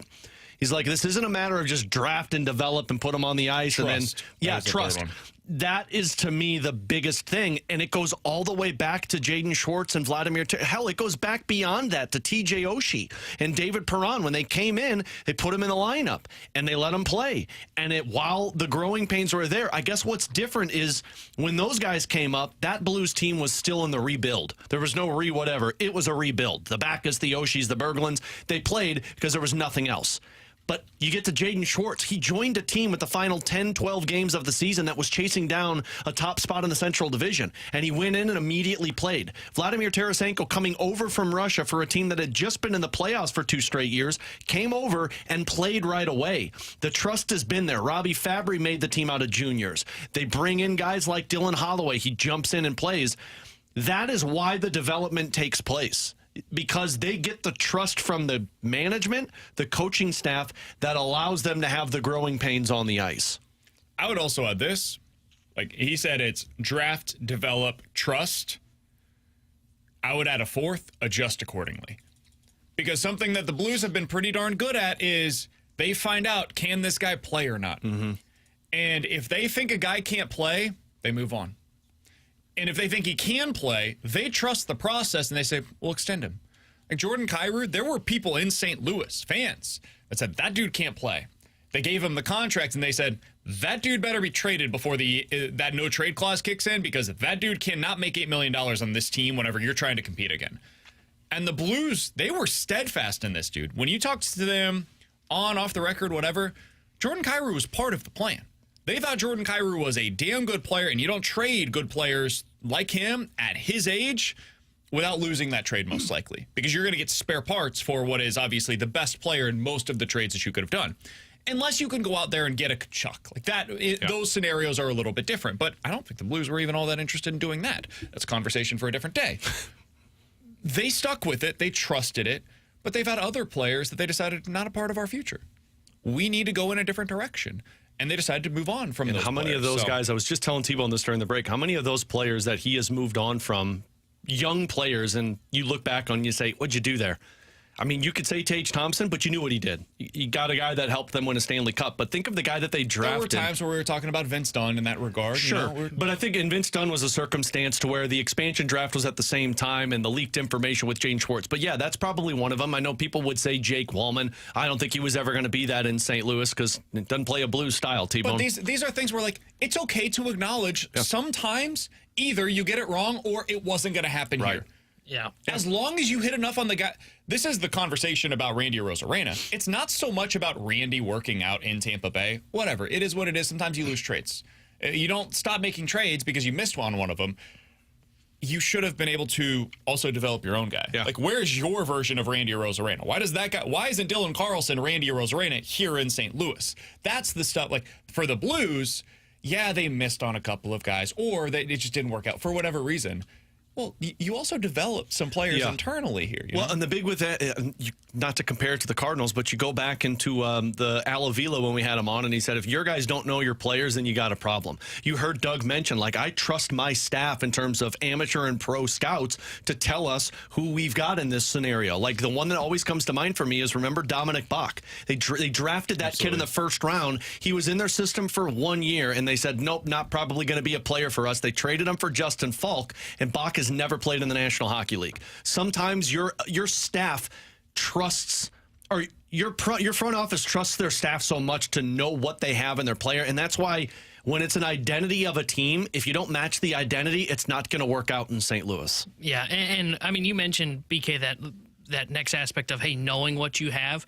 I mean, give them credit. I mean, we talk about Jordan Kyrou. We asked Army about him, and he said, hey, he's comfortable in his own skin. Not only did they recognize in what they had, they recognized that they weren't accomplishing one of those 4 things, which was we didn't have the support for him. That's the biggest thing, is that if there is something that is going wrong and they look at it and say, man, Kyrou, that's a 30-goal scorer. Why would we trade that? You know, if we do trade it, to your point, we're probably going to end up potentially losing that trade. They're able to look at it and identify and say, what's the problem? We just don't have the pieces around him. And the focus shouldn't just be on him. We need to build a pack mentality.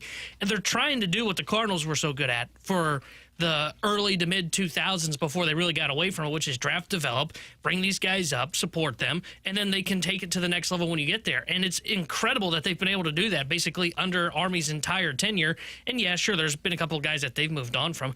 It's okay to miss on some of these guys. 100%. And like those defensemen that you mentioned, they don't fit what the Blues are doing. I mean, you mentioned the identity of the Blues, Alex. Wallman and Dunn don't fit what they're trying to do. At one point they did. When Army went through the whole, he had a little bit of a teenage rock phase where it was, hey, we want those puck-moving defensemen.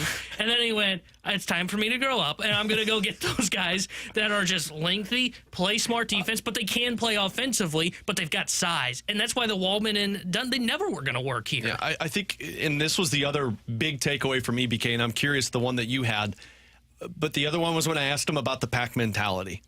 And not that they got away from it, but they tried to go more speed and skill than they went to the pack mentality that plays a brand of hockey that we're seeing right now. I don't know if it's pack mentality. They got away from the size and the physicality, and they went more toward just speed. Speed, puck movers. And transition is what they were trying to accomplish. But, like, that is such a difficult brand of hockey to build and keep alive. And hearing him explain the thought process with it and why it is so difficult to accomplish and where they're at, that's the other one that comes to mind for me, is like they successfully found a way to put together that pack mentality in an identity that matches the Blues. Yeah, somebody on the text line said, guys, one of the players that you haven't mentioned that got away was Ivan Barbashev.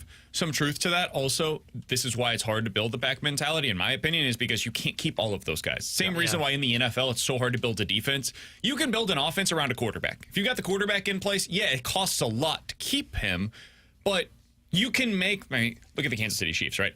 They've got cheap receivers around Patrick Mahomes and a bunch of also-rans at the running back position. They paid Mahomes. They pay a few offensive linemen. You've got a good offense, at least top 10 in the league, basically every year with that.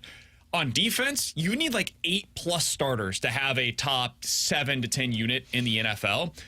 And to be able to keep all of those guys more than 3 or 4 years, it's nearly impossible. And it's why you see defenses fluctuate so much in the NFL. That's basically what the Blues try to do, is build that way with the entire roster. So the reason why it's working right now, why they have so much depth, is because they have young players that have developed into that system.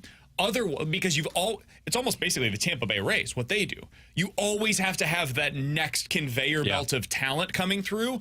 Otherwise, you're not able to replenish your system, and suddenly, cool, we've got a nice top 6, but our bottom 6 sucks, and our top 6 isn't good enough to keep up with a team like Vegas or Colorado or Toronto, because those are teams that are truly built off of that top 6. Well, and Ivan Barbashev doesn't fall into the same conversation because they knew what they had in Barbashev. It just got to free agency, and they realized, like, look, where we're at as an organization, we can't afford this. Does he fit into our long-term plan? That's not the same as moving on from a young player and not giving him the opportunity. They knew what Barbashev was. They also knew they weren't going to be able to keep him, and he was going to garner them the opportunity to get a first-round pick that was Zach Dean that might not turn out for them, but sometimes you swing and you miss. Exactly. Sometimes you miss. And that's what I respect about Doug Armstrong, dude. He's willing to take the swings. Is you can't get scared off by a whiff. They whiffed on that trade. They got it wrong. Like, Zach Dean pretty clearly is not a part of this team's future, man. He's not going to fit into this mix. I'd be surprised, at least at this point in time. Maybe I shouldn't be so definitive because stuff has surprised me this year. It could surprise me in the future. Guys have jumped over him in the depth chart because of the last 2 years, and that's where it's at with a guy like that. Again, I'd be surprised if he plays into the future, but whatever. They missed on that trade pretty clearly. Cool. Keep swinging. Yeah. Go out there, sign these offer sheets. If they didn't work out the way that they have, You missed. You sent a second and a third round pick for guys that maybe are bottom six forward and a bottom pair defensively. Sucks. Now go take the next swing. Right. And that's what the Blues have been trying to do all along is we've got to go out there and try like hell to continue adding to this roster. And they've done a damn good job of it, man. You look at it, and over the last couple of years, you've added Zach Bolduc, Dylan Holloway, Jake Neighbors, Jimmy Snuggerud, Philip Broberg, Cam Fowler, Nick Leddy, Ryan Suter. It's 8 players to your roster that you have added just over the last 2.5 years at this point, almost 3 years at this point. That's really impressive, man. The job that he has done to be able to make this into a legit contender in the Western Conference, it's just put amazing. it into comparison's sake, too. Look at the Nashville Predators, who are literally trying to do the same thing that the Blues did last year. They swung, and they got it wrong, and now they're stuck for the next 8 years. And their swings were long contracts. So that's another really important aspect of this is Army knew what his vision was. He said, we got to get guys in this specific age range. 25 to 28, that's what we're looking at because they will fit in with our core group of guys. We can have a couple of veterans. Shin, you're the outlier. Buchnevich, you're the outlier. And it's not like Buch is super old, but he's older than most of the players that are part of that core group. Meanwhile, Nashville's like, yeah, you're 33. We'll go ahead and give you a 6-year deal. You're a veteran, and we need that. That's not how this works at all. You're not at that point in your life cycle as an organization. So teams get overly aggressive sometimes, and they end up just having a drunken bender in Vegas, and it comes home with them, and they don't realize, oh, no. Oh, no. A huge mistake. What did I do? All right. Splashback Deuce, by the way, said, not surprised Perunovic hasn't been named on here once. Yeah, there was a reason that. He didn't get away. Yeah, that's not one that got away. I think that was one that, once again, they said, we know what you are. And I will give them credit for this. They kept trying. They kept trying. They wanted to see what they had. They played the game with the contract stuff with him, and it didn't work. And so they decided eventually, hey, this isn't going to work for us. Not working for you. We'll go our separate ways. Right. And yeah, I don't think that's one that. I think that one is Dylan Carlson. Yeah.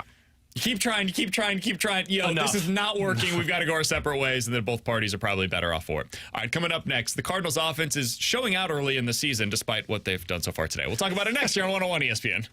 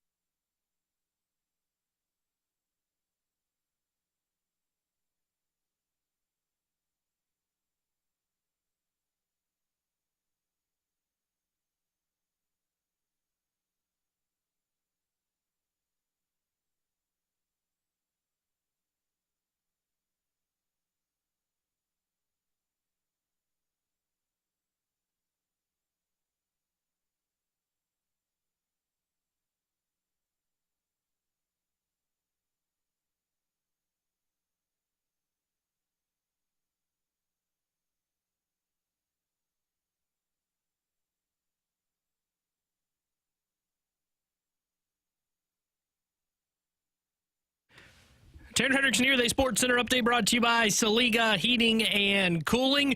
Blues took down the Red Wings last night in overtime to extend their winning streak to 10 games. They'll be back in action tomorrow night when they take on the Pittsburgh Penguins. We'll have pregame coverage starting at 6 o'clock with Alex Ferrario. And Alex and Joey will have puck drop for you at 7 o'clock. If you just missed it, the St. Louis Blues GM and President of Hockey Operations Doug Armstrong joined the show in the 1 o'clock hour. And if you missed the interview, you'll be able to check it out on the podcast page after the show today at 101ESPN.com. Cardinals currently taking on the Angels, trying to avoid being swept. They are tied with them at 1 apiece. The Sports Center is brought to you by Saliga Heating and Cooling, Independent American Standard Heating and Air Conditioning dealer.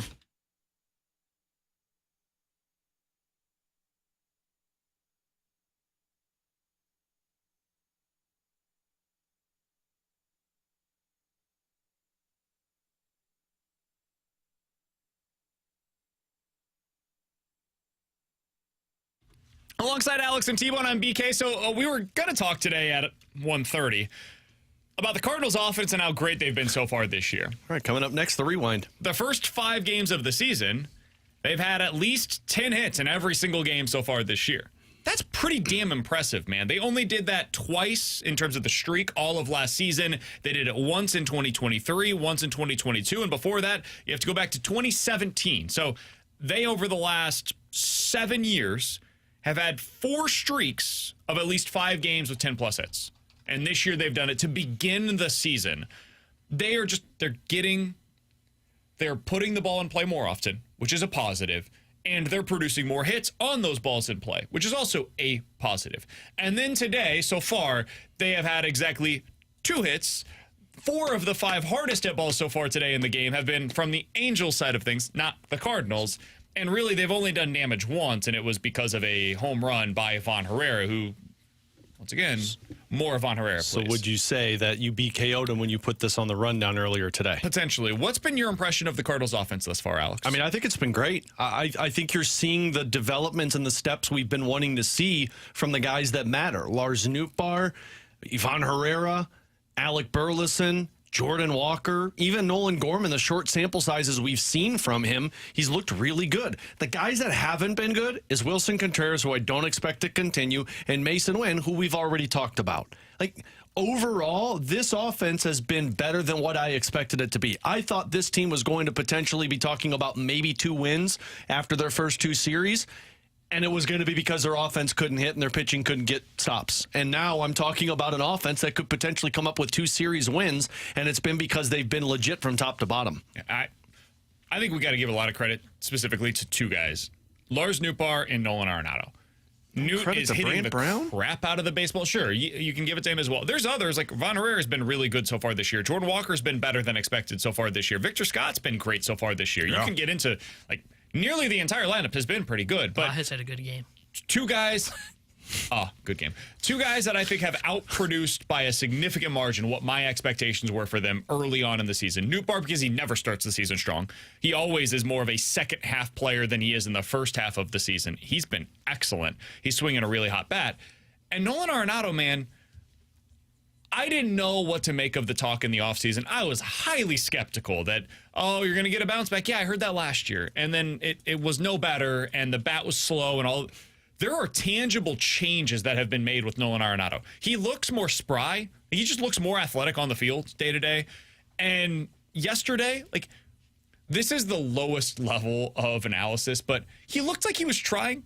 He was running down the first baseline, and listen, it was bad play by the second baseman for the Angels, but typically Nolan Arenado is jogging down that first baseline, almost walking down the first baseline, to where I don't even know if it would have mattered if that error was made previously, or that second baseman probably doesn't speed up the same way that he did yesterday if Arenado is the guy that's running down the line. He wasn't moving very fast, but at least he was chugging. He was chugging it along. These guys know that if you don't chug, Ollie's going to call you out the moment he hits postgame. So the vibes feel very different right now with Nolan Arenado. There's evidence to back it up. Those are the 2 guys that I would say have really opened my eyes the most, Newt and Arenado so far. Yeah, I would agree with that. Nootbaar just because, like you said, he gets off to slow starts. Arenado just because it actually feels different. Now we'll see. We'll see if the bat speed remains there as the season goes along, and as they start playing like 13 and 13 days, which is coming up. But I mean, it just everything looks balanced right now. Herrera just homer again. Man, what a stud. That went to Big Mac land to the point where it actually hit the sign. Poor Kikuchi. Poor Kikuchi, man. feel bad for keep Kikuchi. this mother bleeper on the Whoa. Should have SEC training. We got to be careful with BK. He almost did it on Friday. I mean, you are the one that keeps complaining about his defense and how he should come out of games. Yeah, seriously. Dude, just let this guy play every day. Sorry, the offense today has been Von Herrera. By the way, I guess that's true. I guess He's going to come out after this at bat. You know that, right? Defense. They're going to Hanstein, right? Pies is entering this game after this at bat. I was going to say this fits to what I was saying, but I guess Pies is just showing off the slug baby slug. Everything feels balanced with the lineup. And I'm not just talking about like 1 through 9 they're hitting, because they're 9-hole and Wynn's not hitting, and they're 2-hole and Contreras isn't hitting. But the whole thing that Brant Brown's been talking about, right? There's a time to hit home runs and there's a time to just put the ball in play. And I just looked this up. So far, it's 5 games, but through 5 games, 6th in batting average, 7th in on base, 6th in slugging. That is a balanced lineup right there. That is knowing, like Arenado last night, in the play where the first baseman makes the error, where it's, hey, I just got to get this ball in play, and hopefully we can get this run across to tie the game. And then there's a moment like Herrera where he's saying, I'm sending one to the moon, boys, here we go. It's just very balanced right now offensively, and I think that is right there, those numbers that I just read off, is what you're seeing the Brant Brown effect of, hey, helping these guys have an understanding as what to do when they're at the plate. They just showed Ollie walk by Yvonne Herrera. Did he say, hey, man, you're done? Damn. There's also a 2-1 count. That is a count that you want to attack. Yeah. He gets a hanging slider, and boom, it's going up into Big Mac land. Like, he turned on it, and now you've got a time to slug here. It's a middle of the order bat threat right now. And I mean, like, I know people complain about the defense. I don't really freaking care. Keep him in the lineup no matter what. It's a difference maker, and let him grow his game everywhere else. Yeah. He's your Jordan Kyrou. And instead, Pies He's is got coming a clear weakness, which is his defense. It's not going well for him defensively. We can all see it. The Cardinals can see it. Everybody's aware of it. Look at what happens when you keep giving him reps. He figures out the defense, and he gets better. Doesn't. Maybe he doesn't, man. Maybe he's never going to get better. They're working on knee stuff. But that bat is too good to not have in the lineup every day. It just is. So let's see what you've got. This is the year to find out. You've got Matthew Liberatore in your rotation. I don't know if that's going to go well. It looked really good yesterday. I was impressed by what he did for you. Just keep putting him out there. Keep seeing what this can be. And if you find out at the end of the year that it can't work, well, now you make a decision. And you say, okay, maybe he's going to be a first baseman of the future. Maybe you put him in the outfield. I think he's more athletic than people probably give him credit for. But that's an off-season decision. This right now is an in-season discussion where you have to have Yvonne Herrera behind the plate, or at least in your lineup, as often as humanly possible. Guy's bat's too good to not have in there. Did you see the numbers on that thing? No, but I was kind of half paying attention because I'm trying to pay attention to the Cardinals game. Did you say Herrera in the outfield moving forward? I said that's an off-season discussion as to where he will play. What is it with St. Louisans and want to put catchers in the outfield? BK. Okay, well, he's a part of some of the fans last year that wanted to put him in the outfield. He doesn't have a cannon of an arm, obviously. Yeah. So maybe it's that kind would be of a problematic.